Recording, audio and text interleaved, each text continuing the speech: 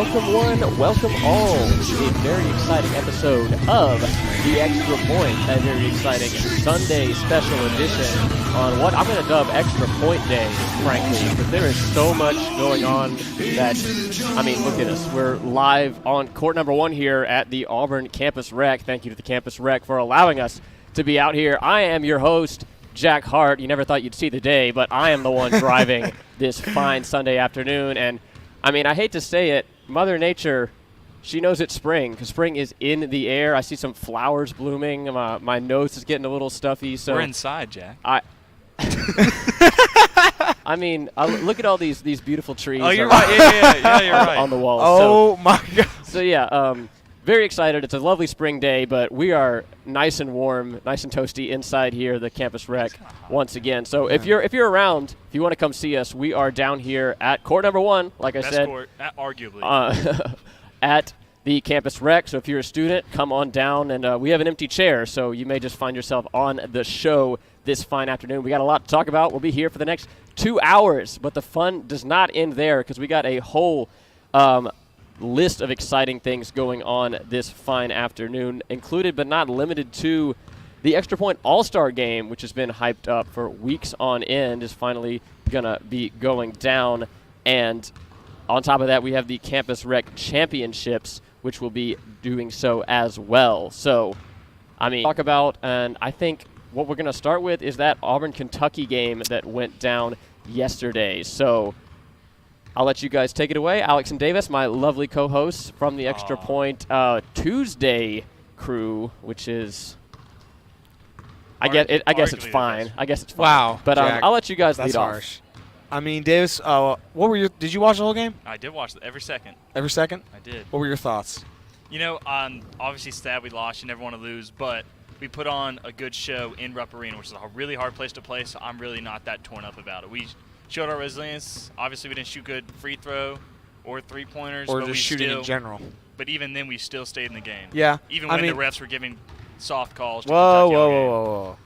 Just saying. Did you not see that No. call on Alan Flanagan? Look, there were some bad calls both ways. However, I would say that we're not in a position to complain about the refs for 2 reasons. Oh, One, I know. I'm just saying. One, at this point with Auburn, it doesn't matter how many free throws you give them. They can't shoot free throws. They missed 9 of their 22 free throws, and they lost by, 11?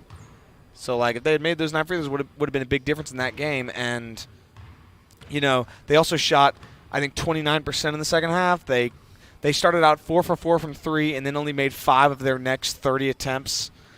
You know, and the reason they were in that game is because they have one of the best defenses in the country. They have one of the most physical defenses in the country. Despite a lack of size, they still were able – I mean, it really doesn't make any sense to me how guys like Nick Richards cannot dominate that team, but they still – this defense finds a way to stop players like that. And this is just a team that has a great defense, but their offense continues to struggle, especially when you cannot make the easiest shots, free throws, especially when you're going against a team like Kentucky, where they have the second-best free throw shooter in the country, and Emmanuel Quickly, who I do not like, by the way, but that's – Oh, does anybody? I mean, I find him annoying, but we'll get to that in a second. And, again, this team, with three-point shooting used to be their identity. Now they can't seem to shoot threes. D'Angelo Purefoy started out hot, but then everybody, and I mean everybody on that team, went ice cold from 3 and from everywhere on the court. And there's a lot of missed opportunities inside. Austin Wiley misses quite a few putbacks a game, it seems like. And yesterday was no exception. But again, John Calipari has lost 10 times in Rupp Arena in his entire career at Kentucky. So that was one of the closer ones. One of the closer gains recently. And again, this team also lost by 27 last year in Rupp. So I'm personally pretty happy with the game. It's like if you go into Cameron Indoor and don't beat Duke, you're not so upset. Or I'm not happy about it, but I'm not mad about it. Exactly. I'm not so visibly upset. It's like I was mad about Mizzou. I was very mad about Mizzou. Yeah. Mizzou. I'll agree with that. But again, the one thing why can't they shoot free throws? I don't understand it. There's not a single player on that team that's consistently good at shooting free throws. Austin Wiley is. I say every time he goes to the line, I'm pretty sure that he'll make them. He'll make one. Austin Wiley's shooting like 65. I'm gonna look at He's not shooting 65. I'm gonna look at the official numbers for the team. Hold up. We're gonna get these up right now so I can actually. Auburn as a team is shooting 67% from the line. And if we'll look at it this way, Austin Wiley is shooting 67%. Well, sorry, Alex. So he's shooting 67%. Samir Dowdy is shooting 76%. Isaac Okoro is shooting 65%. Javon McCormick is shooting a miserable 58%. D'Angelo Purifoy, I think, is their best free throw shooter at 83%. But again, it's just when you look at a team like Kentucky where everybody made their free throws. And then with Auburn, it's just they can't. And it's the same problem last year. And that's really just the only frustrating part about that game for me. But, yeah. Yeah, we'll head into some quick stats here in a second. But just once again, if you're just joining us today, we are right here on court number 1 here at the Auburn campus rec. Jack Hart alongside Alex and Davis here for an exciting day of festivities that will extend long past the afternoon and into the evening, including that Extra Point All-Star game at 5 p.m. And then we're looking at some intramural championship games. We're looking at the Women's Independent Championships. That's going to be at 7 p.m. right here on Court 1. The Men's Independent Championships about 40 feet that way on Court 2. The Fraternity Championships, that's Fiji versus Sigma Alpha Epsilon SAE. That is 8 p.m. right here, Court 1. I live by them. And then the Sorority Championship, Alpha Chi versus AO Pi. That is at 8 p.m. as well. So if you want to see some action, get down here to the campus rec at about 7 p.m. and hang out here around Court 1 and 2 because there will be all kinds of basketball going down between these goals. So let's pull up the stats on that Auburn-Kentucky game and see where things really got wrong. I mean, you talking about? I'll pull it. Yeah, I don't know. You brought up an interesting stat to me, which was that Calipari's only lost 10 times ever in Rupp. I mean, yes, once was to Evansville, as I mentioned, and Evansville I think has 9 wins on the season. They kind of fell off, but they peaked basically. But yeah, it's not. I honestly, it's a very Auburn thing to do to go and hit those 4 threes from the outset. Get your hopes up. Play up double digits for a good chunk of the first half and kind of seemed like the favorite. Kentucky seemed like a dog. And then to obviously let that melt away and then do your Auburn thing, play from behind, make people nervous. The classic Auburn, the Auburn way of doing things for Auburn basketball. But I think a lot of people were worried that we were going to get a performance a lot like we saw last year in Rupp. I was 80-53, I think, was the final tally. That was it. At the end of February, I think just a week earlier last season. So I mean, there's a lot to be drawn comparison-wise, but you are looking at a Auburn team that is similarly playing. I don't want to say poorly on the road, but definitely having a lot better showing at home and shooting. Which it wasn't shooting that was the issue, which we've seen in Auburn's other 4 road losses so far this season. But it was I think the road environment and the rhythm of the road game, especially if you're in a place like Rupp, like I said, that it really led to the downfall yesterday for the Tigers. And what really goes to show as far as that, if you're Auburn, is that, yes, you can draw those parallels like last season. It wasn't a 30-point loss, and that's about all you can say. And what really you can take away from this as an Auburn fan is that this game doesn't matter too much. This was really who gets the 1 seed. And honestly, even then it wasn't a guarantee. Exactly. And Kentucky had a pretty good chance of getting it regardless if they won. I mean, they have to go a pretty tough road test in Gainesville to end the season. But Auburn also has a pretty tough road test in Knoxville as well. So it wasn't a guarantee either way. This wasn't a battle for the 1 seed. It just so happened that it was 1 versus 2 in the SEC, and Kentucky ended up locking it up. But we are just seeing the parallels drawn. But I think if you're an Auburn fan, you just got to say, hey, this one didn't matter that much. We'll see you in Nashville. And I don't know if you're an Auburn fan, if you want to see this Kentucky team in Nashville, maybe if you hope Florida can maybe upset them in Nashville, if you want some chaos to reign, as we like to see in the SEC tournament, and maybe Auburn land a lesser opponent. Maybe they don't want to see Kentucky 3 times in a season again like they did last year. But I think there's some implications, and I think a lot of Auburn fans aren't as frustrated as they were with a lot of the other road losses, especially because it was a good opponent, a good atmosphere, and a meaningful Auburn performance, which is not – you can't say that about the Alabama game. It was not a great atmosphere. There wasn't a great team they were playing, and especially the Georgia game. I mean, a terrible atmosphere. I went to Steegman. It was a graveyard, and Georgia scored 65 points and won, which is not. It shouldn't be. It's not fair.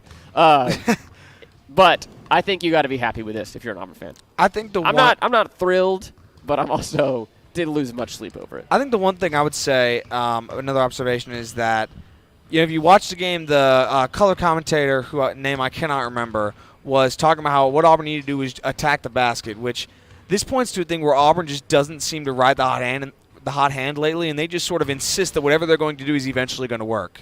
And like Kentucky, for example, shot 13 3-pointers. They didn't even pretend to shoot threes. They just accepted their fact that they were going to attack the basket, and that was it. For Auburn, at a certain point, they went so cold, and their best success was Samir, Javon, and Okoro attacking the basket, but they kept shooting these wild threes for whatever reason, ended up shooting 34 threes. Again, they only made 9 of them. And again, you can point to the free throws. They lost by 7, and they missed 9 free throws. But, I mean, again, it's in Rupp, and not many people, except apparently Evansville, went in Rupp. However, I think, what is it? Evansville has more wins in Rupp in the last 30 years than Auburn does, technically. It's one way to look at it. I mean, it's 1-0. Yeah. that is you one. Want to look at it like that. That is certainly that is one way to view that stat. Not sure I want to look at it like that. I mean, more wins since the Soviet Union fell. Yes, that is true.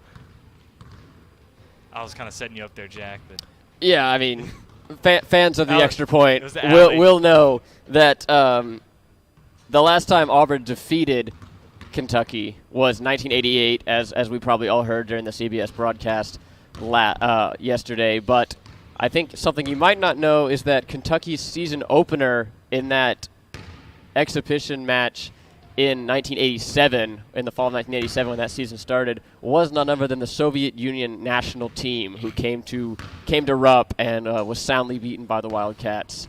Maybe foreshadowing the fall, maybe not. I don't know if sports mean that much, but I think it's safe to say that it was a different era the last time that Auburn was victorious in Rupp Arena, and that's evident by Kentucky's unusual schedule that year. The miracle on ice and then the miracle on the court. Three I do wonder times. if Kentucky was legitimately the favorite, though, at that point. Like, are people actually saying, all right, guys? I mean, Kentucky, it's like I saw a stat yesterday that they could lose like 1,000 straight games and still be over 500. Yeah, no, that is. And this clinched their 49th regular season title in the SEC, which seems absurd. They've been perennial. Seems like a ridiculous amount. If it weren't for that SEC 75 logo on the field from a couple of years ago, I wouldn't believe that their SEC's even been around for 50 years. So amazing that Kentucky has been able to win it 49 times. Well, I guess that really just points to the fact that every team in the SEC has been inconsistent. Except Kentucky. Yeah. Like, I mean, Auburn's been good, 3 times? Maybe 3 times ever. 3 times. Yeah, that's crazy. Kentucky's still going to be good because they've been good that long. That's true. So I don't think they can ever really get bad because they're still going to get. No, I mean, yeah, it's like Bama in football. Like, it's just like, are they ever going to really be that bad? Early 2000s. That's true. Okay, I'll give you that one. I guess football there is less example, but in basketball, yeah, like Duke. I mean, once you're a blue blood, it's very hard to. I mean. With recruiting. Duke missed the tournament in, 94 because of Coach K's injury, but I think Coach K has made the tournament every other year for the past 30-some-odd years. Didn't Kentucky miss a tournament a few years ago? With they were led by Julius Randle or somebody? Wow, that's a I can't remember. I need to look at that. I'm gonna look at Go ahead and look at that season and see if I can find anything. But there was one year where they either did make the tournament or they barely made the tournament and went out early. We're going to have to see that. I would, but I don't have my laptop. Quick shout out to basketballreference.com for being the greatest website in the history of, Sports Reference, the umbrella company. Oh, yeah. Unbelievable. Helps me on many school projects that I've made about sports. Let's see. They've missed the tournament twice under Calipari, it appears. Only once under Calipari, and they missed it the year before Calipari got here. So 2012 and 11. We'll click on that season. All right. Let's see. Roster and stats. What do we got? That was a team led by Willie Cauley-Stein and Nerlens Noel. That was Nerlens Noel when he tore his ACL, though. Yes, it was. You're right. And, I'm looking at that team. I mean, I recognize 2 of these names. And, again. Let me look at it. I mean, it's like, I recognize Alex. I don't know how to pronounce that name. Poithres? I don't know. I know but Archie Goodwin. Vaguely, but yeah, that was the one year that they've missed it, and it really tells you about Kentucky that they fired their coach after he went 22-14 and didn't make the tournament to hire Calipari. Then the very next year, Calipari lost 3 games. Wow, that's ridiculous. Calipari's pretty good. Yeah, that's one way to put it. But more like calamari, am I right? Okay, that's not. So yeah, a quick recap of what is going down here today at the campus rec, and then we'll get a little bit more into that Auburn game against Kentucky yesterday. Once again, I am Jack Hart hosting the Extra Point live from the Auburn Campus Rec Center. We are posted up here on the sideline of court number 1 here in the basketball complex, slated for an exciting series of events here this afternoon, beginning with this 2-hour edition of the Extra Point, live from court number 1. And then at 5 p.m., we are looking at the Extra Point All-Star Game. That's tip-off at 5 p.m. That is live wherever you're listening to this right now, listening and watching. That's a TV broadcast as well. First half commentary will be brought to you by Gordy Stewart, Adam Shoup, and Herbert Veldins. And the second half commentary will be brought to you by Herb Tucker and Bo Jewell of League Talk, one of Weagle's fine basketball shows. Stream the game live at 4:50 p.m., 10 minutes before tip. Game will tip off at 5 p.m. There will be interviews with players on the bench during the game, full XFL style. Yeah. So you won't want to miss that. Coach interviews at halftime, I presume. Jared and Devin, your coaches. Player interviews will continue throughout the entire second half, and then a post-game show with the team captains.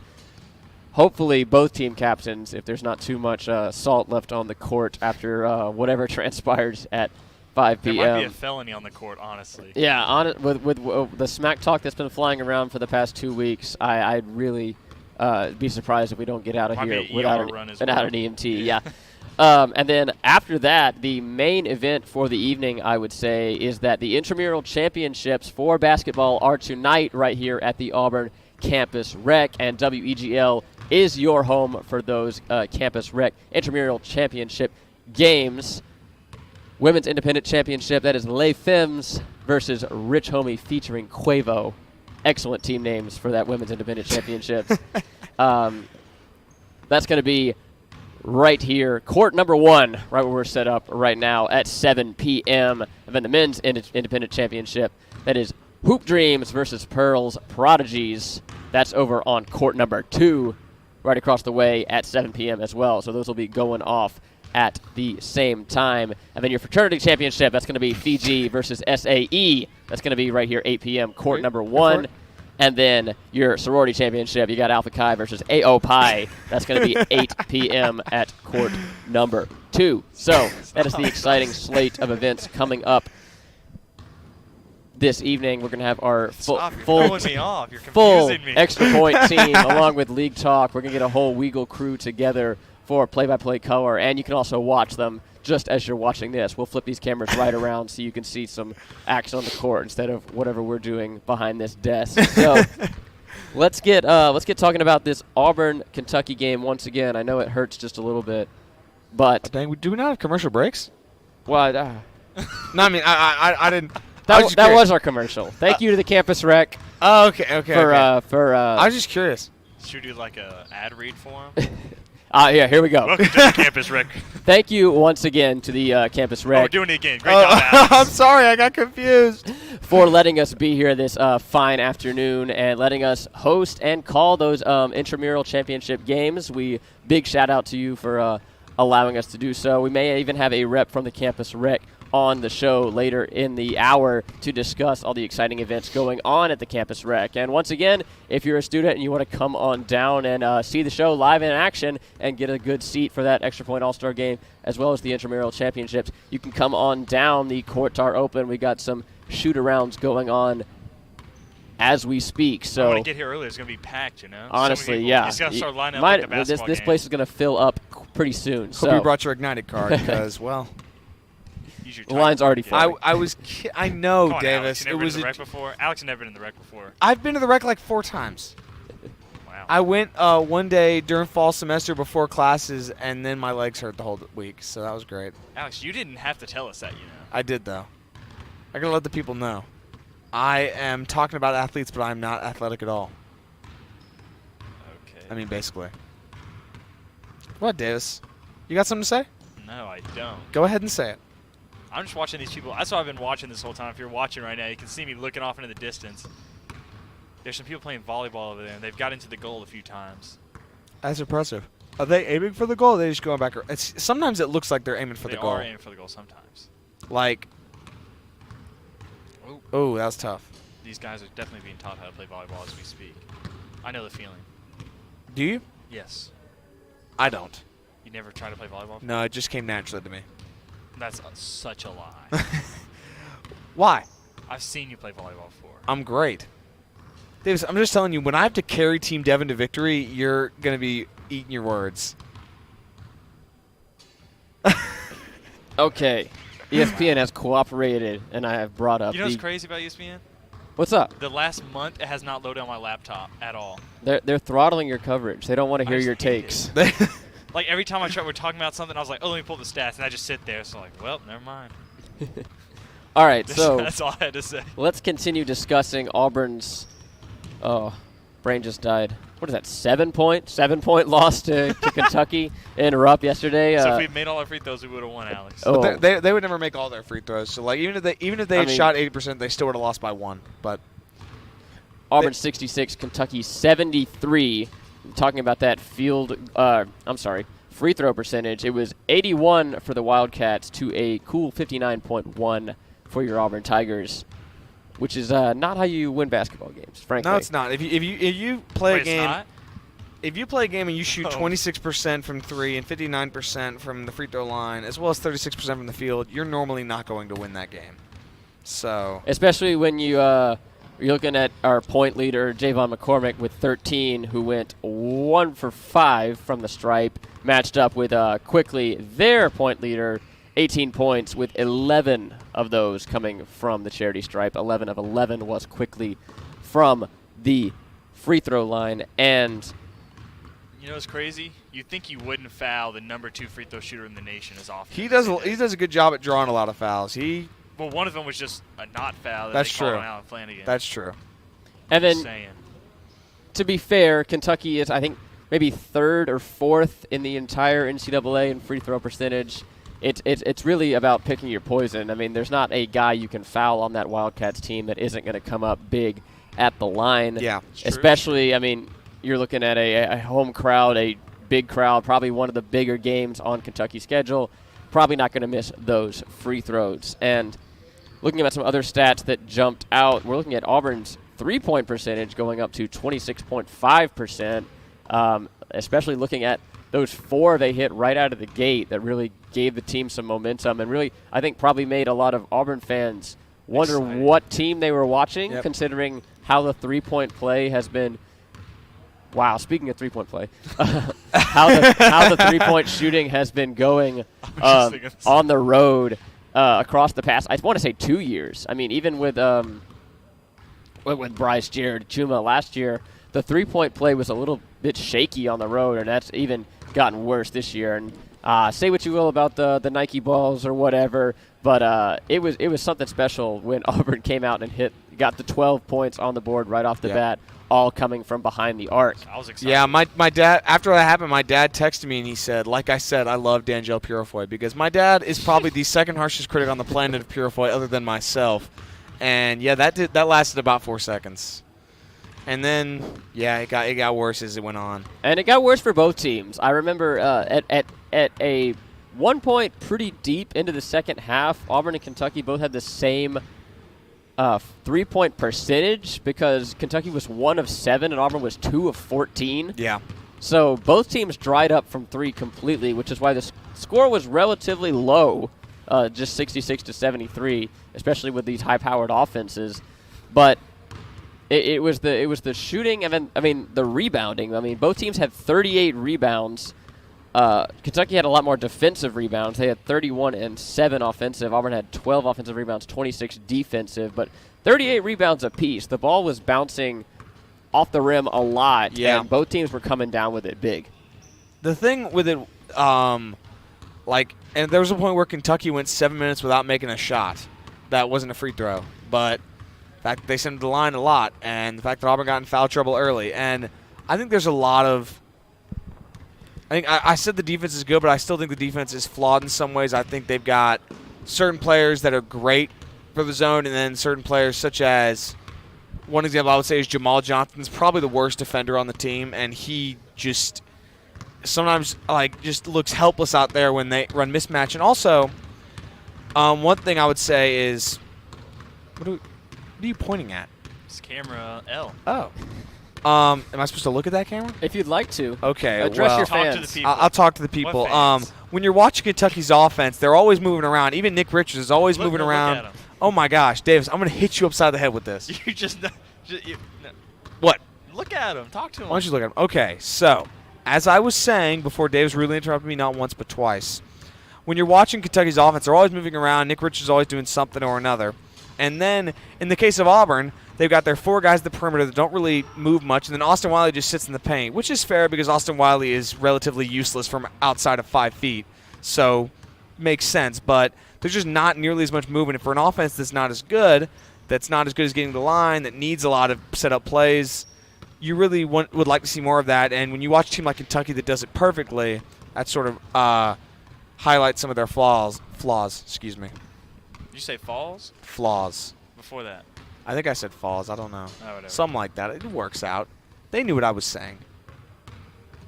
Well, once again, I want to touch maybe one last time. I know we've been about a half hour talking about this Auburn game. Maybe we want to wrap it up. But the free throw shooting and what the identity of this Auburn team has had to adapt and change to become over the course of this season. We've seen not the resurgence, but maybe the emergence of Austin Wiley as having to kind of carry the team in scoring as the shooting has dropped off. And it seems that with Okoro's inconsistency with injury and then a little bit of shake-up on the back half of the starting lineup, we're seeing that the guaranteed points, it seems, or the closest thing to it, is just feeding Wiley under the bucket. And even if you miss a 3, having Wiley right there under the bucket to just bring it home with a jam. And I just want to know what your guys' opinion is on maybe the use of Wiley on the offense, maybe his shortcomings as far as, I know everyone talks about his hands and whether or not they're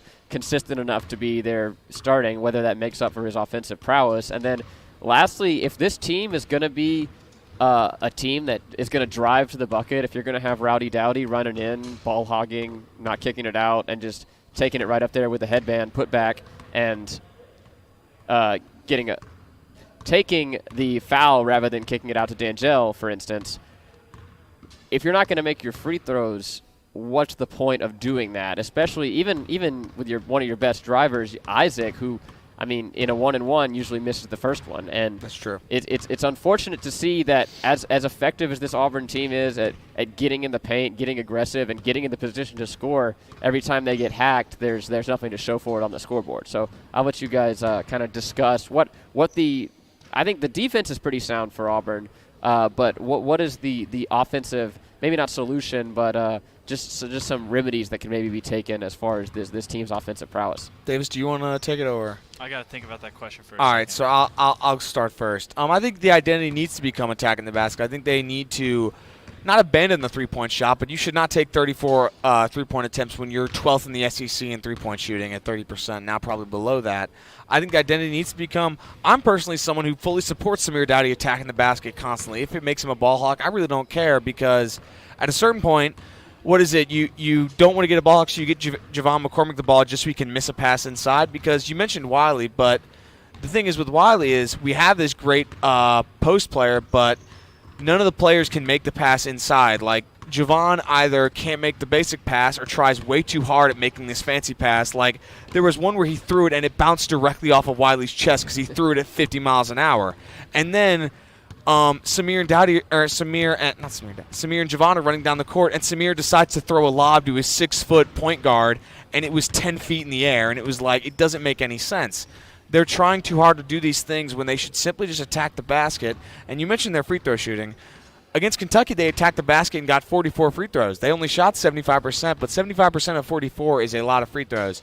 And it got everybody on that team in foul trouble. So I think just attack the basket and just get everybody in foul trouble if you can. Sure, you can't shoot free throws, but if everybody's in foul trouble, it forces them to play not as physical defense, which makes the lanes open up a bit more. So I think they should just attack the basket constantly and dare people to stop them. But that's just me. And I think what you said about, attacking the basket and getting the other team in foul trouble to make them play a little bit different, I think that's the key to Auburn's victory against Tennessee last weekend. Because I think part of that comeback was the retooling that Tennessee's offense and defense had to do as their players got into foul trouble as the whistles were extremely hot in Auburn Arena against Tennessee last weekend. And I think that winning strategy that if you can come back, I mean, no team is going to – there's no 18-point line in college basketball in the tournament. So if you're able to come back 18 down against any team, then you can win any game out there. So if there's a opportunity to get the other team in foul trouble and do what you do best while doing it, which is driving to the basket and maybe taking an opportunity shot, maybe a little flair here and there because that's just what Bruce likes to do, but I think that's the solution that Auburn maybe needs to look at. And I'm going to go fix our camera while you guys discuss the rest of it. I'm going to go see what I can do about the camera that just got hit by a basketball. That's tough. I think this team, it needs to incorporate a lot more pick and rolls into the offense. Not with just Wiley, but agree. you can also get Danjel, Jalen, Anthony in there somewhere. Yeah, Pick and pops, pick and rolls. The problem with the pick and roll is that they cannot make the pass. They just can't. It's no. That's the reason they don't run No, it. if you run a good pick and roll, it doesn't matter. But if you get the good enough pick and roll, you just boom. Do you remember last year, other than Bryce and Jared shooting threes and making them, the iconic Auburn play last year was the lob to McLemore off the pick and roll. When was the last time they ran that play? Successfully or tried Successfully, that's my point. My point, Ooh. what on earth? War Damn America. That's what I'm saying. But, the point is they don't run certain plays because they can't. They don't go to Wiley inside because Wiley will be guarded by a 6'7" guy, and he'll just sit there in the post, and they refuse to make the pass because Javon cannot make the pass because Samir cannot make the pass. They just can't. And that's sort of just they're just refusing to because they think they can make more threes. I don't think it's that they can't make the pass. I feel like it's just that they're fronting the post so much that it makes it a lot more difficult. But there are a lot of times where Wiley is not being fronted and they still don't make the pass. He's on a smaller guy and they don't do it. He's not going to catch it.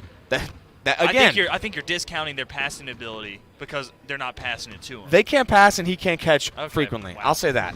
You hear that? Keep that same energy. No, Alex. look here. They can't pass. When it comes to making the pass inside, more times than not they will not make it. I'm not saying they cannot shoot free throws, but more often than not they will not make the free throw. It feels like same thing with the pass. More often than not, it ends up being a turnover because again, as Wiley won't catch it or it's just not a great pass. That's just what happens. I think they should try it more often. I think they should. I think because that's what happened in the Kentucky game. They kept going at it. But look, I just feel like you're a little too negative saying that they can't pass. Because they can. Then they just don't. They refuse to. There, I'll say that. They refuse to try and make the pass as frequently as I think they should. Is that better? They don't try it as much as I feel like they should. We good, Jack? We're great. I'm just talking to our friends here at the campus rec. I saw him staring. I didn't know if we were in trouble or something. Oh, we're good. We done with Auburn basketball? I mean, got it out of your system? I feel like that's all that there is to be said on Is that. it time for Weagle basketball now? Well, I'm going to take a quick break to once again talk about we'll do our commercial break, and I'm also going to see if that camera's straight. Okay, I'm going to talk to my camera. Hey. Uh-oh. We got a little choked up. It's a big day for us.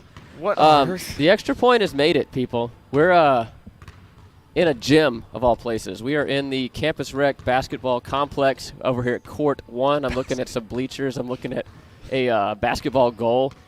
It's pretty exciting. Pretty exciting to be here. But we're not the only thing that's going down this afternoon. I see courts? Sneakers. I'm gonna turn your mics off. The Extra Point All-Star Game is at 5 p.m. I know you've heard so much about it, and that's why you're here, and you got us instead. But, yeah, it's coming at 5 p.m. Team Jared versus Team Devin. We'll get the starting lineups rolling here in just a little bit, but that's going to be an exciting matchup. Right here on this very court, we're going to flip this camera around so you can see actual basketball instead of some guys pretend to know what they're talking about basketball. And that's going to be at 5 p.m. Coverage is going to start at about 4:50. There's going to be interviews with players and coaches throughout the game, before, after, and during halftime as well. So full XFL action going on during the Extra Point All-Star Game. And then there's going to be a post-game show, hopefully with both team captains, maybe just one, depending on who wins and who loses. But we're also going to have a stellar play-by-play and color team of that, which is Gordy Stewart and Adam Shoup, as well along with Bo Jewell and Tucker Haygood of the amazing show League Talk, which is on Mondays on Weagle.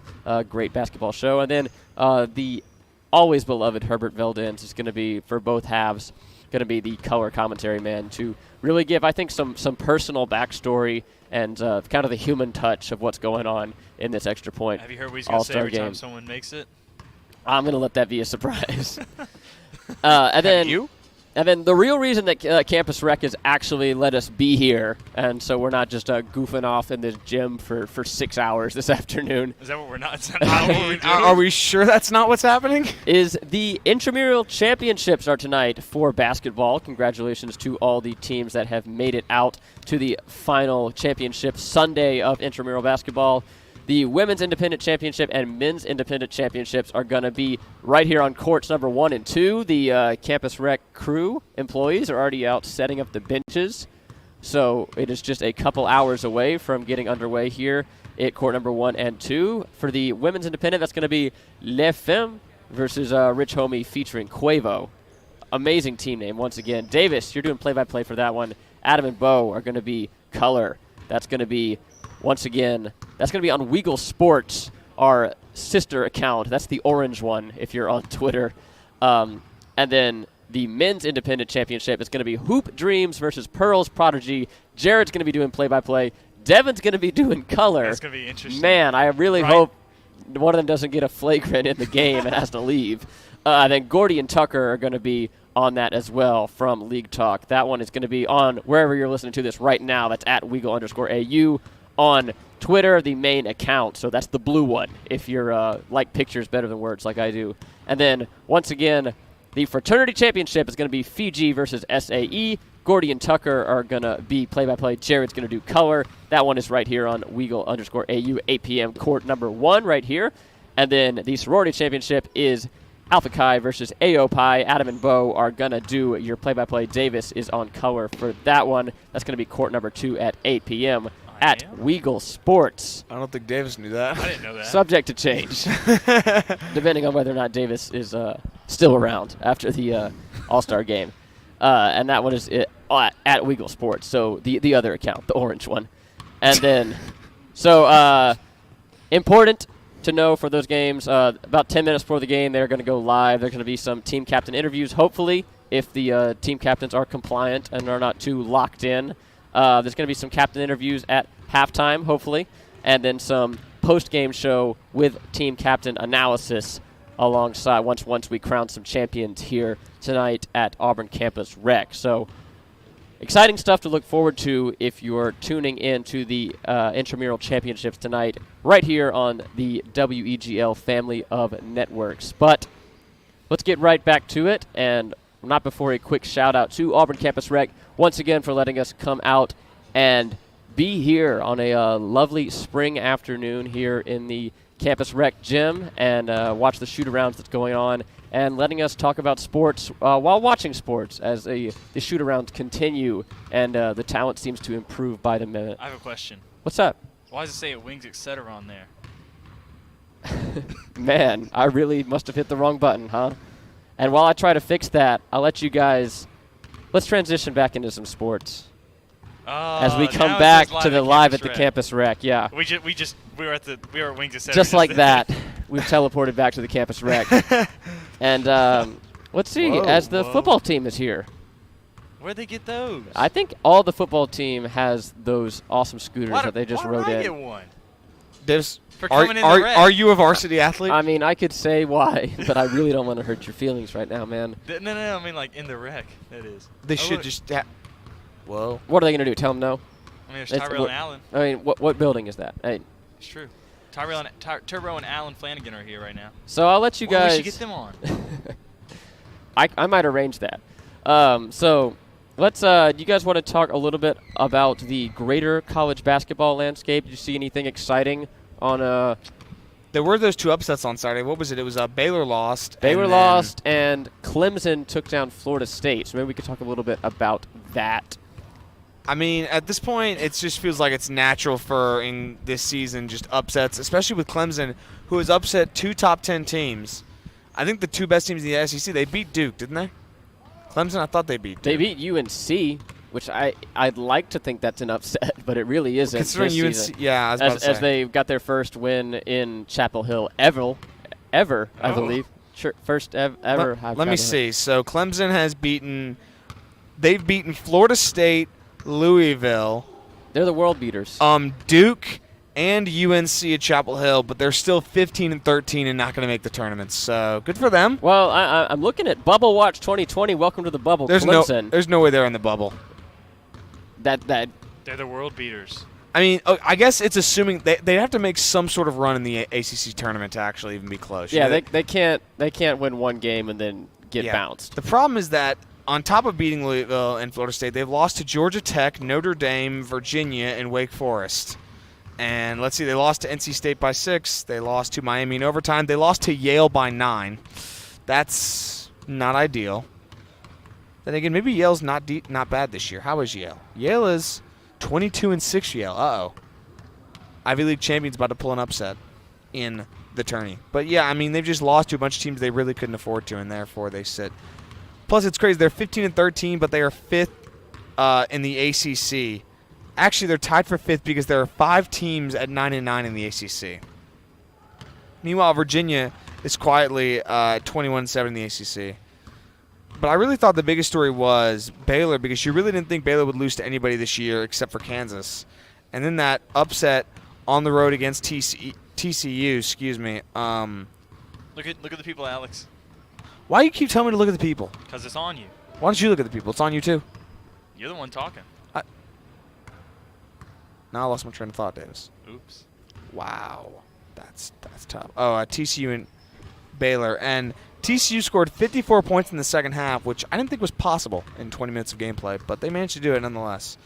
They shot a ridiculous 45% from 3 as well as 48% from the field. Meanwhile, Baylor shot 23% from 3. That's not going to win you games. So, Yeah, and Baylor, after being a number 1 team in a season that hated number 1 teams true. for the first, I'd say, third of the season, they were sitting pretty for quite a while until Kansas came to town and took their throne, took the 1 spot in the Big 12, and then they go to Fort Worth and drop another one. So Baylor, who, I mean, I'm just going to piggyback off what Carter's been saying for the almost entire year, is that there's Baylor and everyone else. There's no far and away good team, or great team, I should say, that separated itself from the rest of college basketball other than those Baylor Bears. And has that kind of shifted? Have they been brought down to earth by these 2 recent losses? And I guess we'll see tomorrow when the AP poll drops what exactly they're going to look like in the rankings. I would say at this point, it's almost doesn't say anything about Baylor as much as it just says everything about that there is really no. I mean, just because like yesterday, Nova gets upset by unranked Providence. Penn State loses to lower-ranked Iowa. Texas Tech loses to unranked Texas. Baylor obviously loses, and Florida State loses. West Virginia loses to unranked Oklahoma. Maryland, number 9, loses to number 24, Michigan State. And then today, Creighton, who was the hottest team in the Big East, lost to St. John's by 20. So, and St. John's shot 60. They shot 63% from the three-point line. Creighton shot 14%. So, at this point, it just feels like that's just what happens. These teams just get upset. It's a leap year. March came a little bit early. Basically. It's fine. I'm ready for it, and I know I woke up to the notification from Jacob Hillman that it's March. We sleep in May. So, ready for the madness.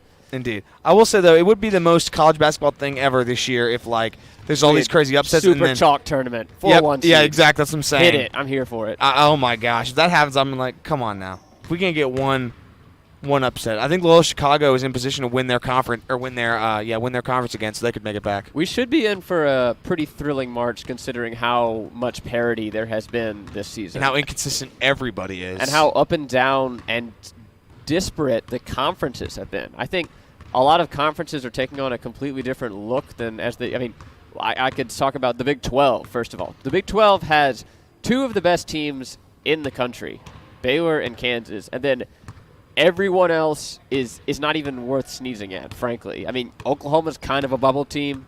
West Virginia is trying to buy their way out of the tournament, frankly. Yep. They've lost 6 of their last 7. And then Texas Tech is really the only other team of note. I mean, I think all 3 of them have a losing record in conference play. Those other 3 Big 12 teams. Oklahoma is at 500. West Virginia has a losing record, and Texas Tech is 1 game above 500 in the Big 12 at 9-7. So I know, yeah. There's that, and then let's talk about the ACC. I think that UNC's decline, and rapid decline, I'll say, has really thrown a monkey wrench in the whole system of the ACC, and it's an entirely different conference that we've ever seen before, at least in the past 15 years. I mean, this is not the ACC. The ACC tournament we're looking at is going to be Duke, Louisville, and Florida State are going to be the ones vying for contention there in the ACC tournament, and it's really not where's Virginia? Where's UNC? There's a lot of questions being thrown around. Is Duke upset about having the best player and then having to leave the tournament early? What is Coach K's future looking like? I mean, you have a new look Duke team. You have Florida State, who's been hanging back the past 3 or 4 years as a pretty good team, and now have become a great team. They've been sticking around the top 10 pretty consistently this year, and now just losing to Clemson. So you have that, and then you have Louisville, who is back to prominence after kind of taking a shot in the leg after the 2013 championship. So they're finally back in the forefront. So it'll be very interesting to see what happens in the ACC tournament. And, I mean, what do you guys – I mean, what's the exciting matchup to look for? How many tournament teams do you think should be there should be in the ACC? I mean, it's usually the ACC and the Big Ten are the ones boasting all the conference teams, and it seems that the ACC's regression has made a power vacuum that has sucked all the Big Ten teams into March Madness. Exactly. Like, I will say about the ACC, the 2 teams I'm very excited for. You said, where is Virginia? Virginia is somehow going under the radar. They beat Duke yesterday. I forgot about that. They beat Duke by 2. Duke was very They have won 6 straight. They have won 6 straight and won 9 of their last 10, the only loss being on the road to Louisville. They're flying very under the radar. They are 13-5 in the conference, only 1 game back of the lead. I think that's a team I'm excited to see. They're 13-5 in the conference? Yeah, no, I had no idea either. So that means they've leapfrogged now, probably NC State and Syracuse? No, yeah, because there's 5 teams at 9-9, and Syracuse and NC State are 2 of those teams. The thing that happened with West Virginia is that they lost their first 3 conference games. No, wait. 3 of their first 4. They lost to Boston College, Syracuse, and Florida State in the first week of January, and everyone was like, "Oh my gosh, this is." And then they had a tough loss against NC State, but then it was just wins, 1 loss to Louisville, and just more wins. And they've also had a much easier ACC schedule. I'm excited to see them. I'm excited to see a team like Notre Dame that is very on the bubble and fighting to be in. I'm excited to see Syracuse and Clemson, all those teams that a good run in the ACC tournament could put them in. But again, it's been a chaotic year in every conference. The SEC is awful this year. The Big Ten has a million teams fighting for the top. Like, it's like, what is even happening in the Big Ten? I mean, the Big Ten, you have It's the Thanos snap. You have Maryland at the top of the conference, who's only been at the top of the conference by about 1 game the entire year. You have Penn State out of nowhere becoming a elite program, and then Michigan State, Iowa, Rutgers. I mean, all of these guys just jumbling there at the second place spot, but not. I mean, within 1 or 2 games, not ever out of it. I mean, yes, you have your basement dwellers, your Northwestern and your Nebraska, but it's really the Big Ten has sucked up a lot of the momentum, and no one's been able to get any kind of lead in the Big Ten because these road teams keep going on the road and drop it. They keep slapping the floor and blowing it like we've seen time and time again in the Big Ten. Here we are. It's March 1st, and we don't know who the best team in the Big Ten is. Yep, and 10 of the 14 teams in the Big Ten have 18 wins or more, which has got to be some kind of record for a conference, I feel like, because that's just ridiculous. And you mentioned those teams on the road. 2 of the top 4 teams in the conference are Illinois and Wisconsin, who aren't even ranked, but they're 11-6 in conference play. And they've been wreaking havoc the entire year. And with Michigan State's win over Maryland yesterday, the gap is now just 1 game, Maryland at 13-5 and Michigan State at 12-6. Meanwhile, Ohio State and Michigan are trying to come back from the dead after collapsing in on themselves earlier in the season.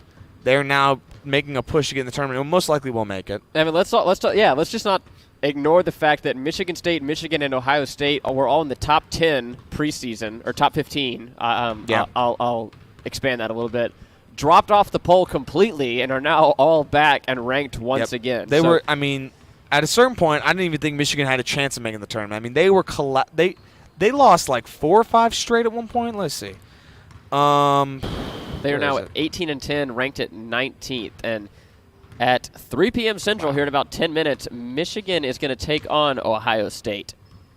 So it's gonna be a good maybe game. Some questions will be answered as we'll see with those teams, on the show. The way it's been, I don't even know. Like, just because even when they play these games, you're really not sure if it's like an answer, if it's just crazy things happening again. Yeah, some other games going on today. Right now at halftime, we are looking at Indiana and Illinois knotted up 36 apiece. That is on the Big Ten Network. Indiana and Illinois, 36 all. Like I said, 3 p.m. Central Time on CBS, you can catch Michigan and Ohio State, 2 ranked Big Ten teams going at it. At 5 p.m. Central on the ACC Network, you can catch Virginia Tech and Louisville. And then lastly, on ESPNU, you can see Colorado, who's another team we can talk about if you want to talk about the Pac-12. Number 21, Colorado, is going to take on Stanford, who, while not being ranked and not being that relevant in the conversation, is still 19-9. They're not an awful team, so that'll be a pretty big game as well. Finals from today, as you mentioned already, number 10, Creighton, went down 71-91 to St. John's, so a big blow to one of the hottest teams in the country. And then Cincinnati was taken care of by number 25, Houston, in the American Conference, a 13-point win for the Cougars. Another game we are looking at is Xavier versus Georgetown right now. That is in the second half. Xavier is up on Georgetown 28-27. Those are 2 teams that are hovering about a 12 seed. They could find themselves in a play-in game if they continue to do well in the Big East.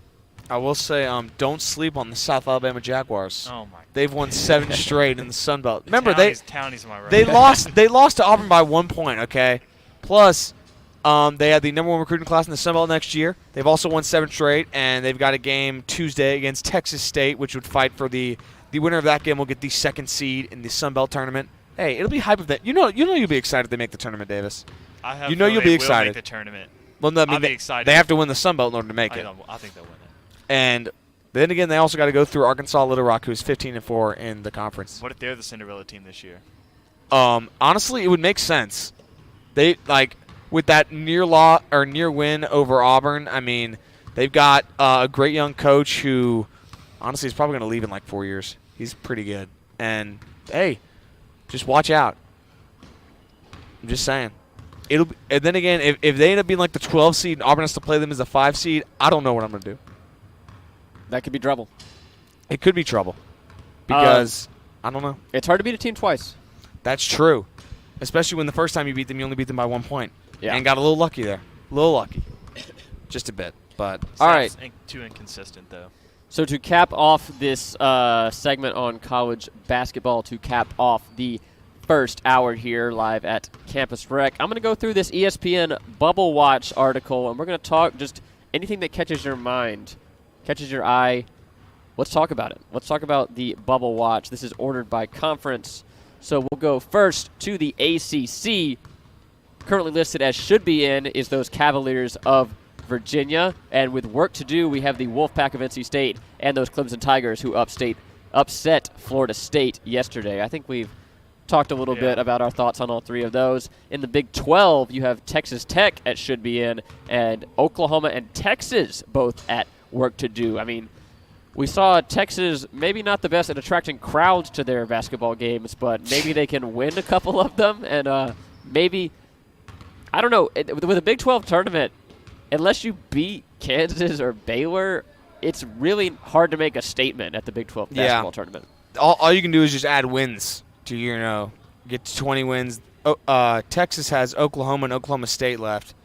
Oklahoma State 5-11 in the Big 12. They're probably going to win that game, and then Oklahoma could be a very good game fighting for I mean, those two teams are literally equal, 18-11 each, 8-8 in conference. I mean, that would be both only have 3 wins against top 25. I think that could be a very interesting game to watch in terms of seeding in the Big 12 as well as NCAA tournament implications. I feel like Oklahoma should get in before Texas, though. Well, from work to do. From looking at bracketology across the entire season, Oklahoma has been in at least as around a 12 seed for more consistently than Texas has. They both have the same number of wins against top 25 teams.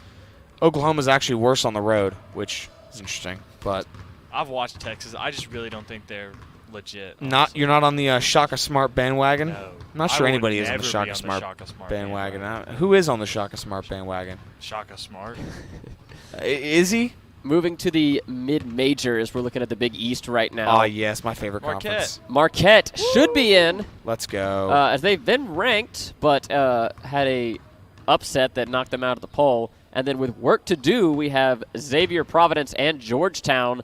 I bring this up because Xavier and Georgetown are playing right now. As I mentioned, they're in the second half. Xavier's still up 28-27 on Georgetown. So if Xavier comes out with that win, it could be big for their tournament resume, especially if they can make some noise in the Big East. I mean, it looks like they already have 4 locks in the tournament: Seton Hall, Villanova, Creighton, and Butler all dancing already. So if Xavier or Georgetown have a lot of opportunities to catch one of those in the Big East tournament and maybe sneak their way into the tournament.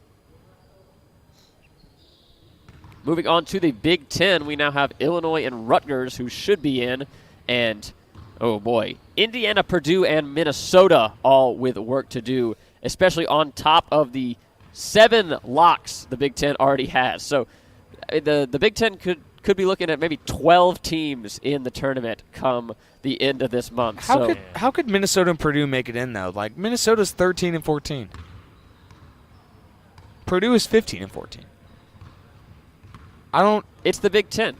You can get a marquee win on any given night. That's true. I mean, you can beat Maryland by 20. You just have to show up at the right time. That's a very good point. All right, and then taking a look at the Pac-12, everyone's favorite conference to watch if you're eating and it's on, I guess. We're taking a look at Arizona, Arizona State, who should be in, and USC, Stanford, and UCLA all with work to do. UCLA is somehow at the top of the conference at 12-5. UCLA going on a crazy run. What on earth? Going from not in the top 5 to at the top of the conference in about the span of a week and a half. And a big win against Colorado in Boulder helped them do that. And I bring that up because Colorado is playing Stanford, who also has work to do. Colorado's already a tournament lock, so it's just going to be up to Stanford to, I mean, Colorado's probably not going to be ranked tomorrow, but we'll see how, I mean, the Pac-12 is struggling in basketball as is. They have Oregon. Oregon's pretty much leading the charge for that conference, and there's not much else. We saw that double overtime game with Oregon and Arizona last week. A pretty impressive basketball, but, I mean, if that's the top 2 of your conference, you expect a little more. I feel like the Pac-12 just kind of struggles in general. It's in all sports. It's a conference of champions. Man, UCLA is 11 or has won 11 of their last 13 games. That's ridiculous. It's one heck of a run, though. Now the SEC is the complete opposite of the Big Ten when it comes to where their team. I mean, they have Auburn and Kentucky are going dancing no matter what. Then you have LSU, who, and barring another wiretap, will probably be dancing as well. Florida along with that, but SEC has 4 bubble teams, and underline bubble on bubble teams because Mississippi State, Arkansas, Alabama, and South Carolina are all big maybes on whether or not they're going to be in the tournament. And I think Alabama's looked really good, and they've looked really bad as well. Arkansas the same. I think Arkansas and Alabama are very similar teams in that they have really great shooters, but they're just not a complete team yet. And then they're both very young teams, and they're both very fast-paced teams that really die at the mercy of the tempo of the game. Well, Alabama just lost. Was it Petty? Yeah, it was Petty. Broke his arm. So, but they have Vanderbilt and Mizzou left, which they should win. But I don't think they're going to be able to do any sort of damage in the tournament enough to boost their resume. Mizzou's sneaky. Meanwhile, Arkansas, they were set up to make the tournament and have just absolutely tanked the conference, going 6-10 in conference play, worse than South Carolina, Texas A&M, Tennessee, and a bunch of teams. And that really, there are some good teams in conference, but losing to Georgia by 10, to Florida by 14, losing on the road to Mizzou, losing to Tennessee by 20, it's just like one too many where it's just games they needed to win and definitely should have won that they just couldn't. Looking at the American Conference, no locks yet, so someone's got to win the conference, and they'll be a lock. But wow, seriously, no locks, not even Houston? Houston should be in. If Houston does their job, and that they did so today by defeating Cincinnati, they're probably looking at a very good chance of getting an at-large, but with work to do, you have Wichita State, who is pretty surprising considering they were ranked at one point this season and looked pretty good. But a series of really bad upset losses, especially that one against Tulsa, really tanked their season. And now they're looking in as far as what to do come tournament time. Cincinnati and Memphis are also work to do as well. Cincinnati losing to Houston, like I said earlier. So maybe Cincinnati really having a long shot now. Why is everyone sleeping on Tulsa? They're 20-9. Tulsa. Did you not know they were 20-9? I didn't know they were 20-9. I thought they were worse. I thought they're 12-4 in conference. I thought they were much worse. I agree. I thought they were really bad. Who they beat though? I think. Change my mind. They haven't beaten anybody good. If you want to look at Wichita State's schedule, I know they have a really bad upset in there. So maybe it was like ECU or something. I think when we were on the show, when I was on the show Wednesday, I think you mentioned that, and I was like, yeah, that loss to Tulsa's bad. Now I'm looking at Tulsa's. Okay, hold up. Let's see. There's a loss to Temple. I don't know. It's weird. This is what on earth? But yeah, Tulsa's apparently not bad. I didn't know that, but I've just been fed a false narrative, I guess. Evidently. Fake news, Jack. Exactly. And then, looking at our mid-majors, just a couple more we want to throw in. We have St. Mary's, the perennial rival of Gonzaga, who should be in. The only other team in the WAC that can challenge Gonzaga. Should be in. Rhode Island as well. Rhode Island should be in if they take care of business. And then with work to do, here's a big list if you just want to maybe pick one or two to talk about. East Tennessee, Utah State, Richmond, Stephen F. Austin, Northern Iowa, Liberty, and Yale all making a case for themselves. I will say, according to this CBS Sports app, Gonzaga and St. Mary's are not in the WAC. They're in the West Coast, the WCC, the West Coast Conference. Well, I didn't. Maybe you're talking about the Weagle Athletic. The women's athletic. I didn't know that either. But hey, BYU actually compete. Hey, their conference is actually not terrible this year. Way to go, West Coast Conference, I guess. But what were those teams you said? I'll go through it one more time. Yale, who saw some highlights from them yesterday in their big win against Pennsylvania. Liberty, Northern Iowa, Stephen F. Austin, Richmond, Utah State, and Eastern Tennessee. Eastern Tennessee, they're in the MAC, right? No, I think they're in Big South. Really? Oh, wait, I thought you said East Tennessee. Man, I thought you meant Middle Tennessee. Never mind. They're not in the Big South either. They're in the nope, not that one. Not the Big Sky. Just kind of sitting. Wait, is it Big West? Nope, not Big West. We're playing like trivia right now. Southern. Just the Southern. I like the that regular size South. Yes, not yes, the Big South. Not the large or the right. Got it. The Middle South. I mean, they're 27-4. They're a good team, but Furman is competing with them. Auburn really played some of the better. Auburn had a pretty good non-con schedule, all things considered. Furman and South being two of the biggest examples, I think. And I think didn't Auburn also play Richmond? Yes. Because they're the Spiders. And they played. Yeah, they played them in the tournament. And they played St. Mary's as well, right? No, wait, no, they played St. Louis. Never mind. And St. Louis has not been good, but so. Are you sure we didn't play St. Mary's?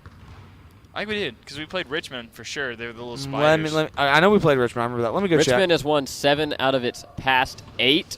Never mind. I'll give up. Auburn, we played Richmond. We played St. Louis, but we did not play St. Mary's. Also played Toothpaste. Oh, yeah, Colgate. The Colgate. Do they have a mascot? I'm more of a. Colgate is also the first in their conference. But what's so, the mascot? I don't know. It didn't Are they like say. the Wolves or something? I'm going to Google that right now, actually. Colgate. What's the thing with all the mascots wearing sailors' hats back in the day? Davis, I don't know. Just tell me that. Do you notice that? I know it because Auburn's mascot was one of them. Yeah. Angry with a sailor's hat. It was the style. Why is that the thing? The Colgate Raiders. That's boring. Wait, no, but it was a new mascot because apparently they had to get rid of their old one. Oh, do they steal toothpaste? Maybe. No, that Might have been a cultural thing. it most likely was a cultural thing. Speaking of the Raiders, after a quick break, Oh. 'cause I need to go get some water. It was. They were the Native Americans until 2010. Oh, yikes. That's not. Were they actually Native Wait, Americans? no, were they actually? Did you just make it sound better? Is what I'm asking. Let's see. They in 2001 sensitivity. Speed read. 1970s out of sensitivity. We're going to go to a quick break. Huh. I'm going to get some water. I am too. I'm going to leave the crowd mic on so you can hear the shoot around. But when we get back, we'll talk about some Raiders as Auburn is taking on Wright State in baseball this weekend. They've won the first 2. I wish I could see. The game might be over there at Flansman Park, but it's Sunday. It's a bullpen game, so probably not. We'll see how that's going, and we'll talk about this Auburn baseball team just a little bit, and then we'll head to some pro sports as we usually do in the second hour. But once again, you're listening to The Extra Point right here on WEGL.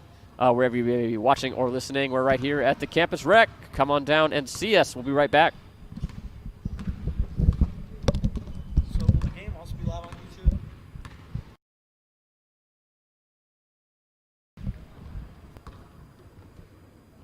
The game is going to be just this. So it's going to be live on YouTube? Twitter isn't working right now. I don't know why, but YouTube is working. It is. So is Facebook. But if you're watching it like that, yeah.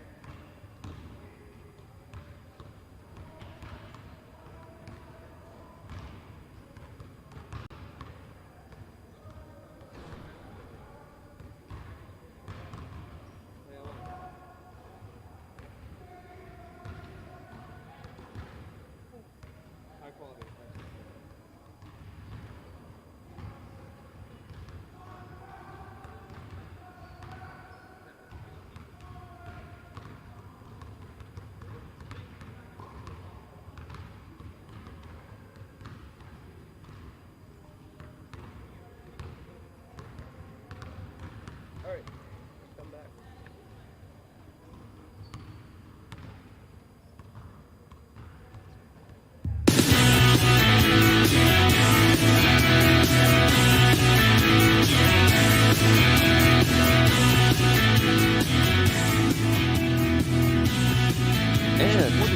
welcome back to the Extra Point, right here on WEGL, family of networks, Facebook, Twitter, YouTube, however you're joining us this fine spring afternoon. We're glad you are doing so. I am Jack Hart alongside Alex and Davis from the bench as we sit here on some chairs. Sorry, darn. Couldn't get the bench get it out for you guys. But we are here at the Auburn University Campus Recreation Center. If you'd like to come on down and see us, we'd love to have you here. But you really want to come down for some other reasons, which is what I'll get into right now. As we got an exciting slate of events coming up this fine afternoon and into the evening. It's going to be a party, so you don't want to miss it. The Extra Point All-Star Game, which I'm sure you're all very excited for. You're all tuned in for that, and you ended up with this. That's going to start at 5 p.m., so don't go anywhere except for the campus rec. Come here. But we want you to come out and see Team Jared versus Team Devin. The teams have been drafted. The shooting sleeves have been donned, and the teams are ready to go at it for some ultimate bragging rights. As the guys that talk sports are going to decide who plays the best sports or something. I don't know. It's Jared's idea. That's going to start at 5 p.m. as tip-off. Wherever you're watching this right now, it's going to be the same thing. So don't go anywhere, except the campus rec, like I said. First half, Gordy and Adam from League Talk are going to be your play-by-play guys, with Herbert Veldins, friend of the show, Herb, is going to be the color man. And then the second half, Bo and Tucker from League Talk are going to be your play-by-play guys, with Herb once again on color for the whole game. So you can stream it live. 4:50 is where the pre-show is going to start. Tip-off at 5. Interviews with players before, after, during, and whenever else we can squeeze it in on the bench is going to be during the game. So XFL style, you're going to get a full range of emotions. You're going to laugh. You're going to cry. You might sweat a little. But that's what's going to happen in the Extra Point All-Star Game. I mean, we got an all-star lineup. We got Jared, Devin, Bay, and Jacob, your favorite from the show. Even some guys you may remember as guest pickers. J.P. Williams, Chris Tobias, some Andy Hewling even. He's on the team too. So Hey, he was lighting it up yesterday. Watch out.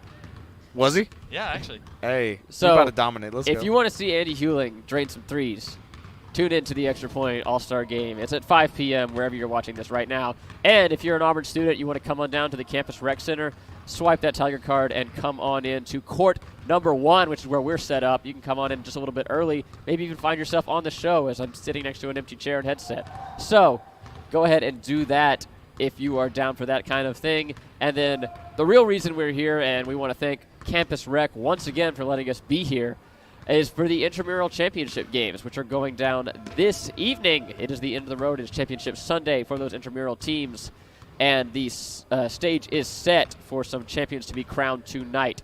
And at 7 p.m., it's going to be the men's and women's independent championship games. We have Les Femmes versus Rich Homie featuring Quavo. Amazing names. Court 1 at 7 p.m., and then the men's championship, Hoop Dreams versus Pearls Prodigies. That's going to be on Court 2 at 7 p.m., so men's and independent women's going at the same time. And then at 8 p.m., you're going to have your fraternity and sorority championships going Courts 1 and 2 once again. So this is a double header, 4 games across 2 courts and 2 hours. You're going to have Fiji versus SAE. That's it at 8 p.m. right here on Court 1. And then you're going to have Alpha Chi versus AOPI. That's on Court 2 at 8 p.m. as well. So just like the All-Star Game, if you want to tune in about 10 minutes before the game, there's going to be a little bit of a pre-show, hopefully some interviews with the captains and other players, and the same during and after the game, if they're compliant, of course, if tensions aren't running too high in the fraternity championship game, I can imagine. But let's get right back into the show. Alex and Davis sat through that long enough, and let's talk about Auburn baseball a little bit. It's a weekend series against the visitors from Dayton, Ohio, Wright State. Auburn took care of business on Friday night. Tanner Burns on the bump.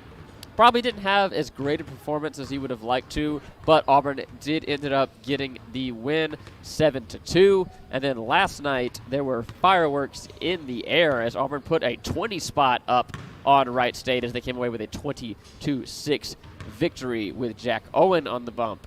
And right now at Plainsman Park, just across the way, Auburn is up 6-0 in the middle of the 7th inning over Wright State. Richard Fitch, friend of the show, is going 6 up, 6 down as we speak. So continuing the streak is Auburn baseball, looking to bounce back after a tough series against UCF. They are looking to win their 5th straight since then. But enough about Auburn baseball. Let's talk about The Rock. The Rock. Wait, Why Dwayne Johnson? Well, maybe. Why we're here today? Let's talk some basketball. What are your guys? What's the best thing you've seen in the NBA in the past week? The James Harden and Giannis beef stuff's it's hilarious. It's not beef. It is absolutely beef. What is it then? It's just two players talking back and forth. Oh, James Giannis Harden is is not going to let it be beef. He doesn't care that much. That's the thing. but he will. Oh, that was good.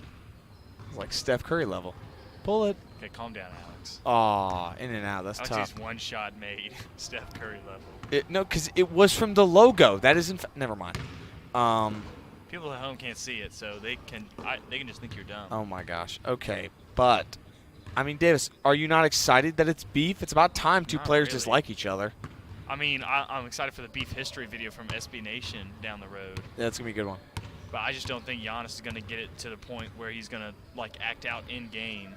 Well, obviously not. But I mean, And that's not a beef. what? That's just two players that don't like each other. But Exactly. like, beef has to manifest on the court for it to be a beef. It certainly could. I don't think Giannis is going 2 years from now, those two teams will probably be in the finals, if not this year. But as a Bucks fan, I'm pretty happy they're playing pretty well, personally. Giannis had to carry yesterday. Doesn't matter. They still won, Or didn't not they? today, yesterday. Doesn't matter because they still won. Still, though, I was saying it was impressive, dude. You got to I thought you were trying to say that. relax. I don't know what you're Oh talking my gosh, about. Davis, the game has not started. Stop playing defense. All right. Defense wins championships, but not right now. Okay.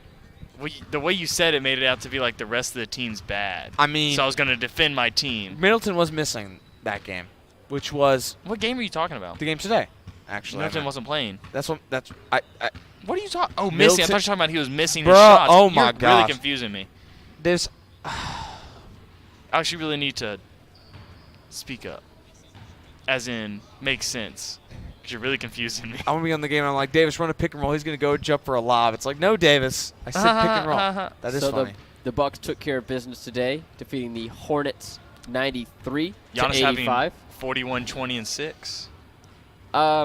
Speaking of the Hornets, man, come on, you know it. They're bad, yeah.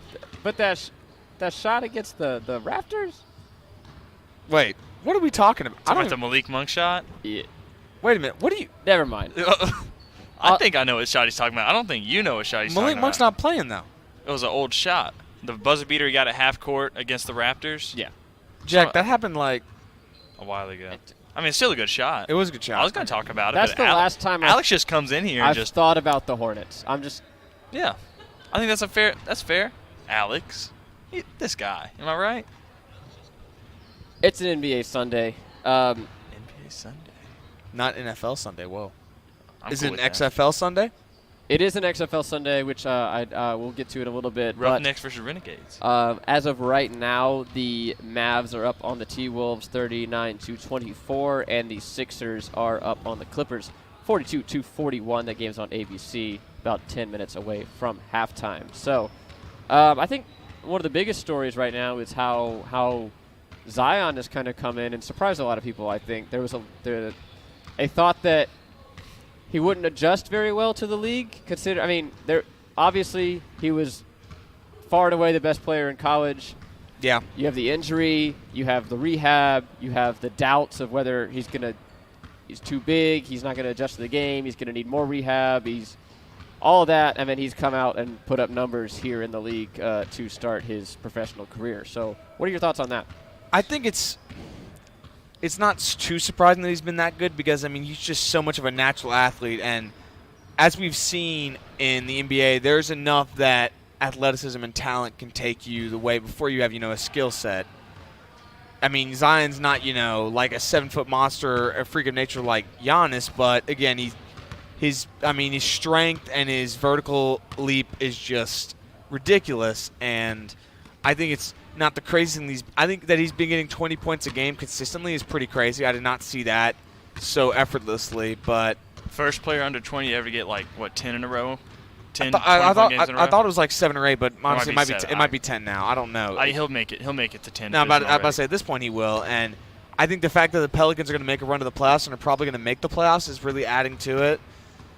But I think that I don't know. It's because the way it used to be is the best players in college were the best players in the pros. Like if they were good then, they were good in the league. And now lately there's been so many busts, and especially out of programs like Duke, with the Duke, one and done system. Yeah, and Duke, in the last few drafts they've had 2 really good players. It was Brandon Ingram, who only just really showed up this year, and then Zion.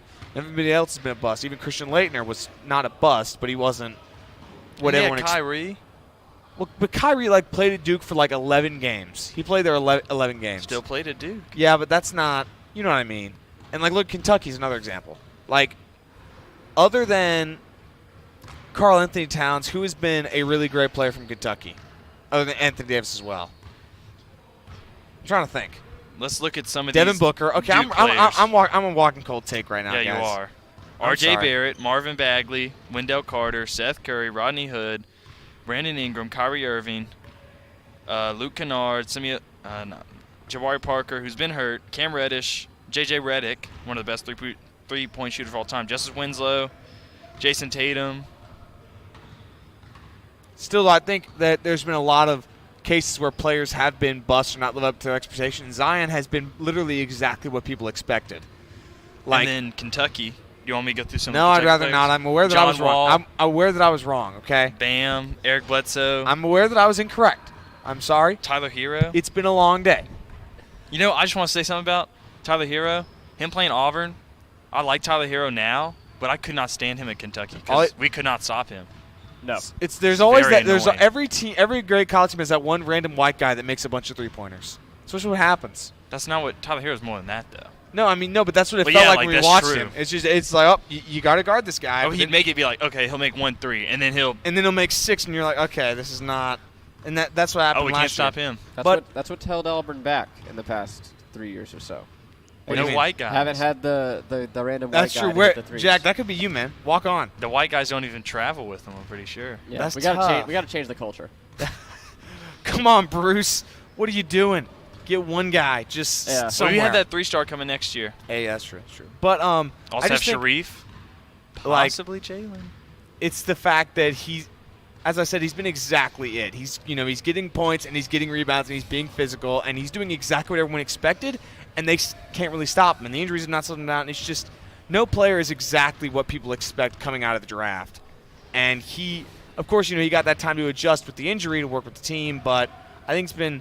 And of course, there's the fact that he's doing all this despite the fact that people think he's still injured and people think he's overweight. That's one of the more highly debated topics in the league, but that's what people think. And it's been pretty incredible to watch. The comparisons to him and LeBron have got to, cool down by a lot because it's getting kind of ridiculous, but he's been good. He's been very good. And then speaking of comparisons with him and LeBron, we'll get to see that tonight at 7 p.m. as the Lakers take on the Pelicans again. Oh, goodness. Yeah, they're Everyone was playing freaking out a lot. about it last time. And I mean, the Pelicans, they certainly have a schedule that could lead to the playoffs. They've got, again, they play the Lakers, then they play the Timberwolves twice. They play the Grizzlies twice. They play the Kings twice. They play the Hawks twice. Wow, they have a lot of games that they could. Yeah, they have could like the definitely win. easiest schedule. They do. Remaining. And they've also, again, they've got a good team. They were just missing that one piece being Zion. Plus, they've had some injury problems this year, ranging from Drew Holiday to, let's see, who else? Derek Favors only played 40 games. But again, a good team that could make a run, not a run in the playoffs, but they could certainly give they're likely going to get the 8th seed, and they certainly could give the number 1 seed in the West. I mean, they have an a bit of a problem. extremely favorable schedule. Looking at it right now, Yeah. they have 23 games remaining. Only 6 of those are against plus 500 teams. Wow. So, I mean, basically the only reason the Pelicans won't make the playoffs is themselves, essentially. More or less. That is the lowest of any team in the Western Conference, and especially of any playoff team in the Western Conference. I mean, Memphis has double that. Wow. LA has 11. New Orleans, that's honestly a management decision whether or not they want to push and try to make noise in the postseason, or because that's about want to at that point. They're on the bubble. I think they should. Bubble. Hey, there you go. I think they should, because one of the things I think this team is missing is like one more free agent. And I think if they make that push, they show off their young core, it could really lure a free agent or two their direction. They have the salary cap room because they don't have anybody big under contract. Their biggest contract, I think, is Drew Holiday, and that's not even that big of a contract. The only team with less games against plus 500 teams is the Hawks with 5. And the Hawks are still the Hawks would win those 5 games though, wouldn't they? They'll try. Yeah. They'll They'll win those 5 and lose their other 15. I mean, hey. That's how the Hawks do it. That's Hawks basketball. That is Hawks basketball. Trae Young randomly scoring 60. Man, the Hawks, they've been confusing, like, all year. Like, I don't understand it at all, actually. They just beat the Blazers, though. The Blazers are not very good, but maybe the Blazers should go in tank season. Because are they going to make the playoffs? No. They are in the 11th spot in the West right now. And, I mean, they don't exactly have a very easy schedule. And they haven't been that good at all anyway, so. Yeah, they haven't done much to show. I'm just saying, let the record show. All they did was add Carmelo Anthony, and all of a sudden they're out of the playoffs. So, am I incorrect? They had Carmelo Anthony while they were still bad. And they're not any better either, so. I feel like you're putting the blame on someone that shouldn't be getting the blame here. I don't know, but the reason I say that is 'cause on paper they should be. They should not be the 11th seed. So I don't know what on earth is going wrong. Do you know? It's not Melo, I can tell you that. But what is it then? I don't know. If I told you, I'd tell you. Is if I knew, I'd tell you. Hassan Whiteside discovering an offensive skill set? Is it Dame? Is it C.J. McCollum? Is it Terry Stotts? Why are you asking me questions? I said I don't know. Well, but that's the thing. Then the blame's got to go somewhere. It's got to go on something or somebody. I don't want it to be Melo because it's not Melo's fault. But whose fault is it then? I guess Terry Stotts. Is it? I mean, I just don't like. You look at the Blazers. They've got Lillard who's going crazy, scoring 20+ a game. You've got McCollum who's scoring 20+ a game. You've got Hassan Whiteside who's getting 16 and 14 off very efficient shooting, and also not bad at the free throw line, 68%. You got Carmelo Anthony with 15 a game. Rodney Hood, is Rodney Hood injured? Oh yeah, he got injured early in the season. But still, like, I guess the fact that their bench has not been very consistent. You know, they've got Ariza, Zach Collins, Rodney Hood, Kent Bazemore. Ariza's not even on their team anymore, is he? No, he is. He is, right? He got nutmegged last night. night. That's true. He did get nutmegged. But I guess that could be the one problem. But still, you've got 3 scorers in double figures, 3 scorers above 15 points a game. But they also, How much is Melo getting? Melo's getting 15 a game. Yeah. But maybe Melo's not playing any defense because they do allow 150 points And a game. Dame and CJ aren't either. That's true. But I don't know. The Blazers are confusing. Then again, most teams in the NBA this year have been kind of confusing, and the Clippers among them. Most teams in the Western Conference have been confusing.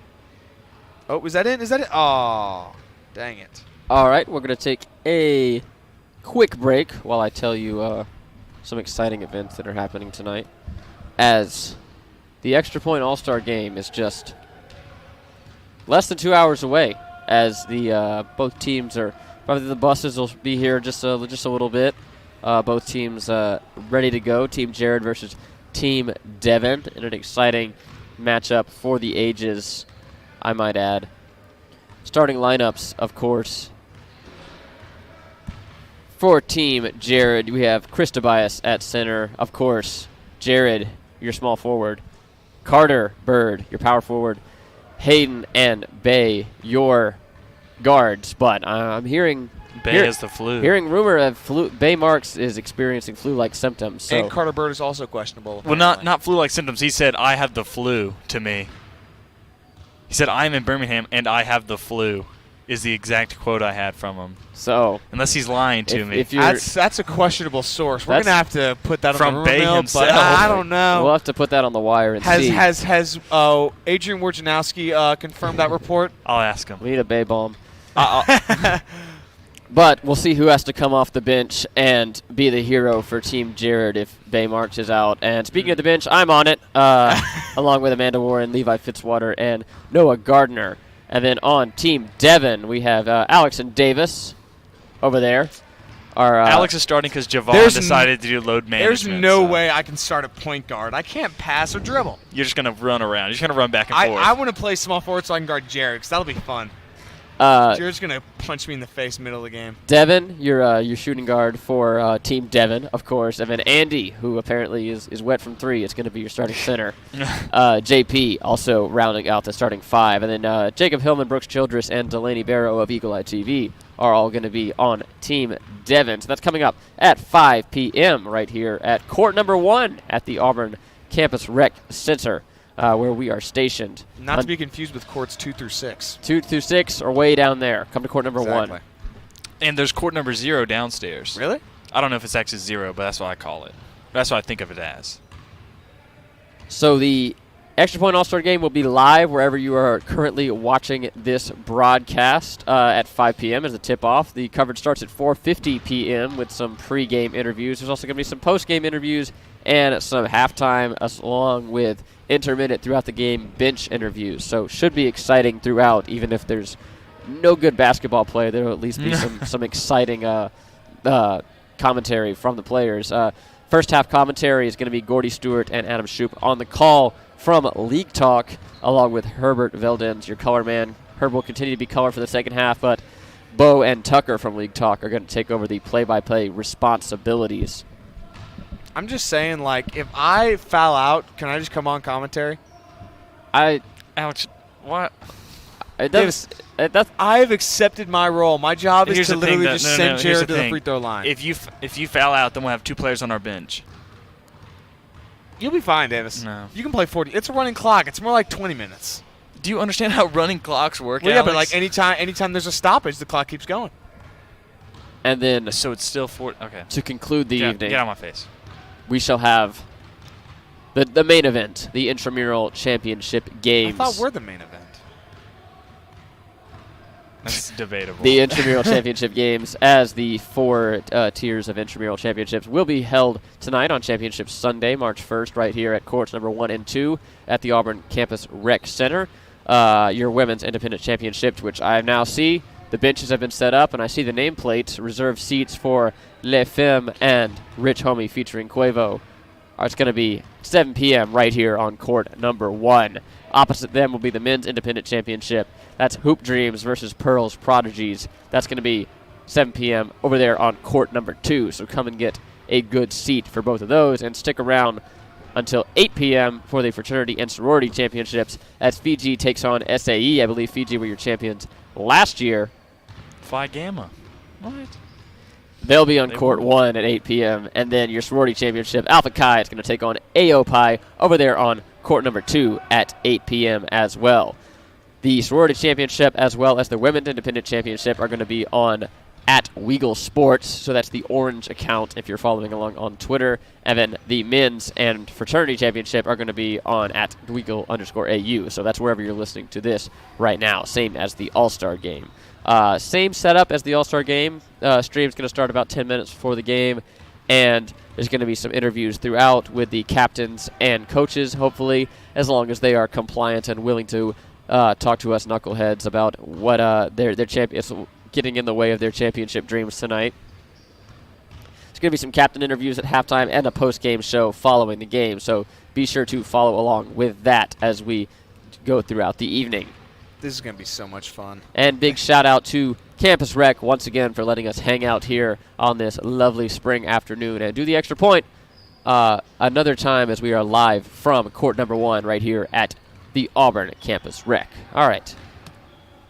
Back in the NBA, do you guys think the Wizards can catch the Magic for the 8th seed? Well, the Magic are bad enough to allow somebody to catch them. I I've been seeing the Wizards a lot with Bradley Beal, but at the same time, they're not winning games. The thing with the Wizards is that they're not bad, but their defense is so terrible. Bradley Beal's like ranked in terms of like defensive rating in the league. He's like 435th in the league or something like that, which is not good. That's tough. Yeah, no, He's saving his energy for offense. He's an awful defensive player, and the rest of the team is not great either.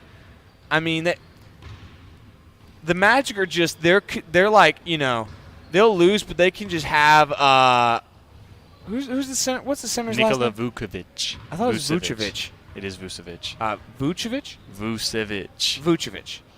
What? Just say his name. Anyway, Nikola Vucevic and Aaron Gordon are decent enough to where they can win some games, but just a little more consistently than the Wizards. Don't sleep on DJ Augustine. DJ Augustine's like 40. No, he's not. He's like 28. No, he's not. It's impossible. I'm checking him right now. Don't even bother. Don't even bother. I'm checking. Don't even bother. Plus, you know, Jack, actually, it's not whether or not they can catch the Magic. It's catching the Nets, actually. The Nets are the 8th spot now. Well, would you look at that? For the first time in probably a month, the playoff picture in the NBA has changed as the Magic and the Nets are now. The Magic have a game on the Nets. Got to fix that graphic now, I guess. I guess so. I got to blow the dust off the JaVale McGee Lakers. I'm not sure. However, I will say I'm not sure if anybody really cares about these 7th and 8th seeds in the East. We'll see. I mean, we are poised for another a rematch of Toronto and Orlando, as that went to an exciting 5 games. That was actually pretty good last year. I remember that. Magic took game 1, and I mean the rest is history. As the Raptors really struggled all the way to the championship. But yeah, we're looking at Miami is now playing Philadelphia, and Boston is now playing Indiana. So a little bit of a shake-up in the East. I'm sure nothing will come of that. I was about to say. The Heat are really in a downfall right now. Yeah, they were free falling. They were 24-8. Since then, they've been perfectly average at 14-14. The East is a mess. The Bucks managed to clinch a playoff spot in only so many games because the bottom half of the East is, well, not good. I mean, again, the 9th team in the East has 21 wins. Meanwhile, the only teams in the West that have under 21 wins are the 2 worst teams in the West, and everybody else has 24 or above. That's just... And you're also looking at the Bucks with a 10-game lead on the next closest team in Toronto. No, I mean, the Bucks have the East, and the rest of it's just like a matter of seeding and who gets to lose to the Bucks first is pretty much how what the East has become. Because at a certain point, there's probably only 2 teams in the East that have a chance, and that's the Raptors and the Celtics. I don't think the Heat or Sixers or Pacers even have a remote chance of beating the Bucks, specifically because the Heat and Sixers cannot win a road game at all. The road Sixers are quite the team. The road Sixers are becoming the road Auburn Tigers at this point. Yikes. Because they're 28-2 at home, but 9-21 on the road. It's not even close. Like, it's not, like the Pacers are 15-14 on the road. It's not terrible. Not awful. Not great, though. Meanwhile, just the Sixers are, let's see, they're worse than the Nets on the road. They're worse than the Hornets on the road. Wow. That's pretty damning. They are equivalent to the Knicks on the road, though. Let's go so Hornets. There's that one. The only teams that are worse on the road than the Sixers in the East are the Hawks and the Wizards are the only 2 teams that are really worse. Other teams, it's like a matter of they haven't played enough games to really compare numbers. But, yeah, that's kind of sad.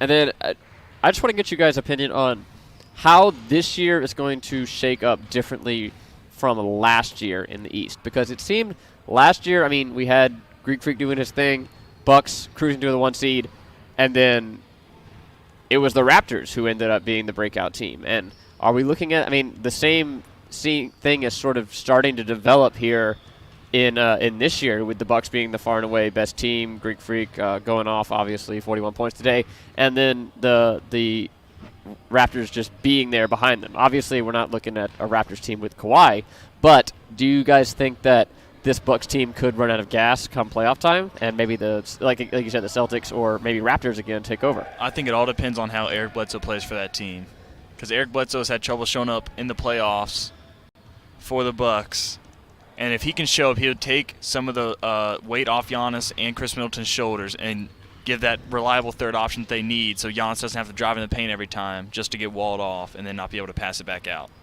So I think it's all up to Eric Bledsoe and obviously the rest of the team. But I think Eric Bledsoe is the big person that – because when he's playing good, the rest of the team plays good as well. I think it all depends on what defensive strategy Nick Nurse devises because it worked last year, and obviously you don't have Kawhi this year, but you still got great team defense players, Marc Gasol and Serge Ibaka among them, as well as Pascal Siakam, who's pretty much the only player in the league that really compares to Giannis in terms of size and mobility at that size. Most guys that are their size just don't move like that. And, I mean, it's the Bucks conference to lose, but if they're going to lose to anybody in this conference, it will be the Raptors because they have the best defensive coach in the NBA. But, again, the Bucks also aren't really – it's not going to be so easy because the two best defensive coaches in the league are Nick Nurse and Brad Stevens. So if they end up playing one of those teams, they're going to have to deal with a good defensive scheme. And that's a problem for them because their top offensive player does not have quite the offensive skill set to sort of counteract any defensive scheme. And there are ways to stop him and slow him down.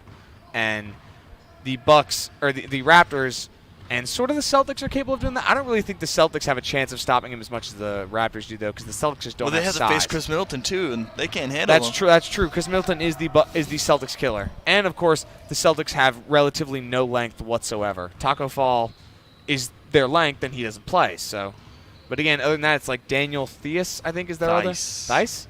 It is Theis? I always say Theis. I don't know how to say it. It might be Theus. But he's German, though. German Defensive Player of the Year in Germany. Really? Yep. He was? That's impressive. Good for him. But, yeah, I mean, the Bucks should make the finals, and anything other than the finals is a disappointment. So, at least that's how I see it.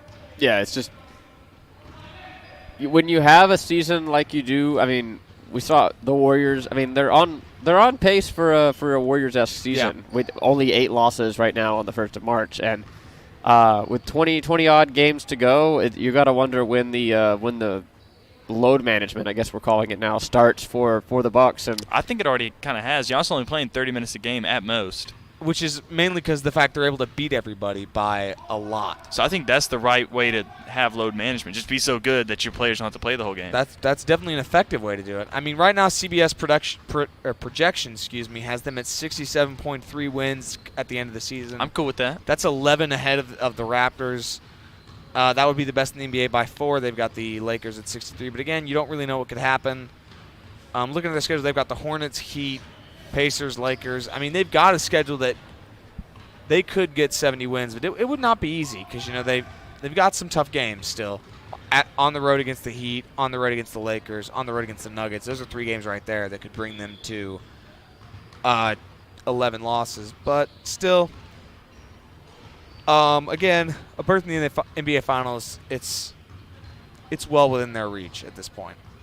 So, quick update on Auburn baseball. Richard Fitz has been replaced by Mullins, but Auburn continues to roll. We are through 8 at Plainsman Park. Auburn leads it 6-0 still, looking for a weekend sweep of those Wright State Raiders as they are up 6-0 after putting a 20 spot up yesterday, 20-6. So, let's talk a little bit about that Western Conference. The LA teams obviously taking prominence, but what is the rest? I mean, that Clippers Nuggets game on Friday night really can't be ignored. I mean, that was the top 2 of the top 3 teams in the West, and the Kawhi and the Clippers really brought it to the Nuggets and won pretty handedly. So, what does that say for the Western Conference playoff picture? I think it's the top two teams, and then the rest are kind of they can make a run, but they're going to have to play their absolute best to make it happen. So Lakers and the Clippers. The West runs through LA. Let's just say that. And the thing is with that game in regards to the Clippers is that that is exactly the type of game that they hope to play, where Kawhi on this take 12 shots, Paul George on this take 15 shots, and you get a ridiculous amount of points from your bench. You had 4 guys scoring double figures off the bench. You had 2 guys give you 7 off the bench.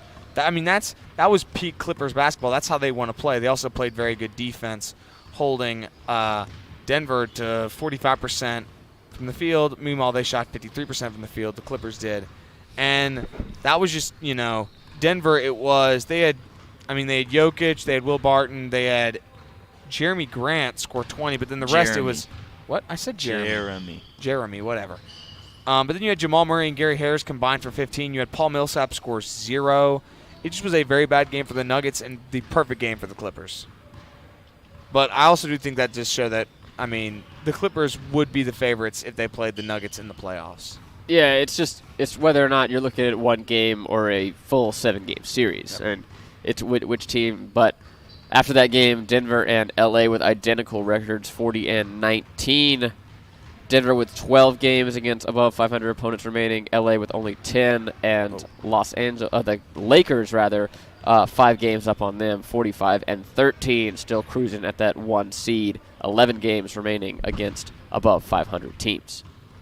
And right now, of course, the Clippers are down 2 to the Sixers at halftime, which, I mean, that Nuggets game could be entirely pointless if they immediately give that spot right back to the Nuggets, which the Clippers, I mean, their main focus, I think, is just avoiding the 4th seed, because they do not want to have to play the Lakers in the second round. They would much rather be a 2 or 3 seed and face the Lakers in the Western Conference Finals. Definitely not in the second round. But the Rockets are creeping up because that small ball lineup keeps winning somehow. Not really entirely certain how, but it keeps winning games. Mainly because Russell Westbrook had the best month of basketball he's played in like a year. So, but yeah, the West, not as much a mess as the East, but just as much chaotic. Especially when you've got 1 through 7 seeds only separated by 10 games. Meanwhile, when you look at the East, the 7th seed is separated by 24 games from the 1st seed. Yeah, so it's almost twice as disparate. Yeah, over there. no, it's exactly. And then Mavs and T-Wolves now at halftime. Mavs up 63-44. Let's go. On the Wolves in Minnesota. And then other live scoring updates. We have Xavier ended up coming up on top by 3 over Georgetown. Georgetown scoring 41 in the second half, but was not enough to top the Musketeers. And then that Michigan-Ohio State game, Ohio State is winning that one 30-22 with just a couple minutes left until halftime. So, exciting game in Xavier's the Big Ten. mascot is the Musketeers? Yeah. Oh, that's Pretty cool. I didn't know that. I like that one. Better than Wildcat. I mean, it's unique. I'll give him. I will say, though, I found that stuff on Colgate. Yeah, they were the Red Raiders. But now they're the Raiders because apparently red was associated too much with Native American history and stuff. And I was like, I'd say I knew they were the Red Raiders. Red like the Colgate like toothpaste logo. There is red in Colgate, isn't Think there? about it. Yeah, and the logo. I was thinking just the toothpaste. No, the toothpaste is white. It's red, It white, has and red, blue. white, and blue. It's And it has the streak. swirl. You never seen Colgate before, Alex? I've used Colgate toothpaste. Alex doesn't brush his teeth. Yeah, oh, my gosh. And then Big Ten madness as Illinois ended up coming up on top over Indiana, 67-66. That was huge. They can never let it just be cut and dry. No, they cannot. So Illinois will improve to 12-6 in the conference, 20-9 overall. Indiana went 50% from the 3-point line. And they still lost? I'm going to look up the statistics because if it was like 1 for 2, then I'm not impressed. It's like only like 3. 8 of 16. Hey, that's not bad. From the arc. That's not bad. Also, our boys at Wichita State are losing by 13 at half to SMU. So maybe that's the bad loss I was talking about. Well, SMU's 19-8, so evidently no team in the American is too bad. Is pretty deep, I guess. Evidently, there's a bunch of decent teams.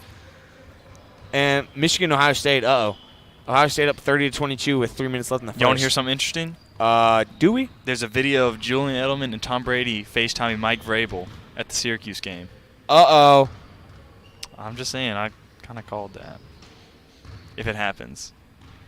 I mean, at the and end there's also the video of Julian Edelman saying... Why is everyone freaking out, though? Wait, let me say something. They're not going to win the AFC no matter what team he's on. Well, I'm just saying, I don't care about that. Just Tom Brady's leaving. But why is everyone... I mean, but yeah, but like... It's like, who... Like, I mean, it's Tom Brady. I get that he's leaving, but I feel like there's been so much talk about him leaving for so long. It's like, now that's happening, it's like... This would probably be top 3 biggest NFL offseason moves ever. What would the other 2 be? Maybe it's number 1 then. Herschel Walker. Herschel Walker, Peyton Manning. Clinton Portis. This is definitely higher than Clinton Portis, then. Yeah, that's what I'm saying. Let's think. Albert Hainsworth. That's not like high profile. Peyton Manning. I said that one. Did Joe you? Montana. Yeah. I think Tom Brady's bigger than all those. Top 1. I think Not bigger than Manning, in my opinion. maybe as a product of its time. I think because Manning had a little bit of He had the injury of juice left in the tank, I'll say, there was potential for him to, and eventually he did go on to win a championship at his new team. But I don't know. Like, do you guys, like you I said, think he's leaving. Yeah, I mean, assuming he does leave, let's say he's leaving, where does he go that can win a championship in the next 2 years? There's I not think a Tennessee's the there's only not a place I team can in see the him there's going. not a team in the AFC that I think his talent would put them ahead of the Ravens or the Chiefs. He's going to the Panthers then. Rebuild season. 22-year-old running back with your 87-year-old quarterback. And we're going to be like the Marlins. While we're tanking, we win, and then we go back to sucking. If you again. keep mentioning, you've mentioned that Marlins thing So like it's 6 fresh times, in my mind. man. Recency biased. I watched it the other Recency day. bias. It's fair. It's fair. I don't know. It's just I've seen Stranger Things though. The show? What? You've watched it? No. Which season? Oh my gosh. Oh. I remember seeing this thing where the Redskins gave Deion Sanders an 8-year contract when he was 36 years old. So that was the thing. Y'all also gave Albert Hainsworth a gigantic deal. 7-year, $100 million contract. He played 2 seasons. So I've seen crazy free agency things, not good ones. Maybe this will be a good one. Sounds like mostly the Redskins. It is. We signed Adam Archuleta to the highest safety contract of all time. Have you heard of Adam Archuleta? I've only heard of David Archuleta from American Idol, so I don't really know. Is that his brother? I don't think so. Archuleta seems like Feels not like that there's not the most common name on the planet. Maybe they're related. Maybe. Never mind. Maybe it's the same person? Yeah. What? Just change his name. It's Dude. like Leon Sandcastle. Ah, right. And what, Cliff Paul? Yes. I am the new Chris Paul. Cliff Paul existed, though, right? No, I'm talking about, the State Farm commercial. Remember when he was in the All-Star game? I am the new Chris Paul. But do you remember in the All-Star game a few years ago when Cliff Paul was in the audience? No. You remember that? They showed a And guy. then Jake walks in and goes, "You're not Chris Paul." Look, Cliff Paul in the audience. Oh, not Cliff Pale, Cliff Paul. In the audience. No. Lord I don't even have know who mercy. Cliff Paul is. Remember it was the one where Chris Paul had a twin brother? That was at a game that Chris Paul was playing. Oh, I think that's a joke, Alex. It's got to be fake, but that's It still. is. It 100% is. I was like, oh, and look, and that's what. Oh, wow. He has someone that looks exactly like him. Look, like it's- 100% Now like let's see. him. Tough. Cliff Paul, man. Cliff All Paul. right, just one last update. The Lady Vols of Tennessee are taking on your Auburn Tigers next door over at Auburn Arena, and they are up 53-51. Ooh, It is that's close. crunch time in the fourth quarter. 2 minutes left. Really good chance for Auburn to pull off a pretty notable upset, as the Tennessee Lady Vols are 19-9. Auburn's just 10-16. But they've given a lot of teams a scare so far. Big win against LSU in the past weeks, and then that overtime near victory against Mississippi State that broke a lot of hearts around here. But that is where Jared is. Jared's indisposed as he's at his job working at that Imagine game. having So a job. if you were wondering where Jared's been for the past 2 hours, it's been helping the Lady Vols to not come out of Auburn Arena with a win. And Auburn's doing their best to do the same, as the Tigers are still trailing 51-53. So we're going to get out of here in just a minute, but please direct your attention over to the final 2 minutes of that game while you wait for the Extra Point All-Star Game to start at 5. And unless there's anything else real sports-wise, But said, I don't really have you wanna anything. talk Not- about I mean, Real Madrid just won the El Clasico, but I don't really follow soccer. I just got that alert on my phone. soccer, I was about Soccer, to say, am I right? does anybody? ball does sports. Then one last time, I'll send it over to camera number 2, where I will try to sell you to stick around for the next couple hours while we begin the night of festivities. Now that the Extra Point is very near its end, we will begin the next phase, which is an hour-long break. So go get a cup of coffee, go get a snack, and get ready for the Extra Point All-Star Game, which is going to kick off, or tip off, rather, at 5 p.m. Central Standard Time right here at Auburn the Auburn Campus Rec at court number 1. Might as well be Auburn Arena with the atmosphere that is quickly brewing It's in crazy in the in air. here. There's electricity. I mean, there's hundreds of thousands of people. The maximum Wow. occupancy is only 5,200. We're exceeding that right now. So the show and game will be live wherever you're watching this right now. So Facebook, Twitter, YouTube, any way you're finding this on your screen, device screen, it's going to be right there. And if you want to come on down, if you're a student, come on down to the Campus Rec and watch it in person. The stream is going to start at about 10 till, where we're going to have some interviews with Jared and Devin, as they are both going to say why their team's going to be victorious. And then there's also going to be some player interviews throughout the game, on the bench, off the bench, maybe on the sidelines, maybe on an inbound pass. We really don't know what's gonna happen, but we do know that Gordy Stewart and Adam Shoup will be on the call for the first half, along with Herbert Veldens, your color man. I think Herbert's going to stick around, and Bo and Tucker are going to take over the play-by-play responsibilities for the second half. And after that, we're going to have a post-game show, hopefully with both captains, who will stick around, barring some unexpected technical fouls. But other than that, we're going to have our main event, the real reason that Campus Recreation has allowed us to be out here on this beautiful spring day here at court number 1 here at the basketball gym here in the Rec. And that is the Intramural Championship games, which are going to start at 7 p.m. right here on court number 1 and 2. On court number 1, you're going to have that Women's Independent Championship at 7 p.m., and then the Men's Independent Championship over on Court 2. That's Hoop Dreams versus Pearls Prodigies, the much-anticipated Men's Independent Championship game for Intramural. And then at 8 p.m., an hour later, you're going to have the Fraternity and Sorority Championships, as Phi Gamma Delta, Fiji, is going to take on SAE in the championship game. I believe Fiji, your champions last year, are going to defend their crown at 8 p.m. right here on court number 1. So come on down to the Rec and check that out. Or you can watch it right here, wherever you're watching, on Facebook, Twitter, YouTube, as I said. And then your sorority championship, Alpha Chi versus AOPI, that's going to be at 8 p.m. on court number 2. Once again, if you want to watch those games, you can come on down in person, or you can check them out wherever you're watching this on Twitter, Facebook, YouTube, on this account for the men's game. So the men's independent and the fraternity game are going to be on this account, the blue icon. And then if you want to watch the women's games, the women's independent and sorority championship, that's going to be on the other account at Weagle Sports, WEGL Sports, the orange icon on Twitter. So you can watch those games however you're watching this, and we encourage you to also watch the Extra Point All-Star game, as well, as the players are already piling in, sitting over there on the bench. So we're very excited to get into it.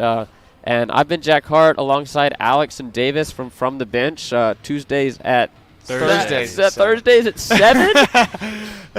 It's great. I listen to it every week, every Tuesday at 7. JP does.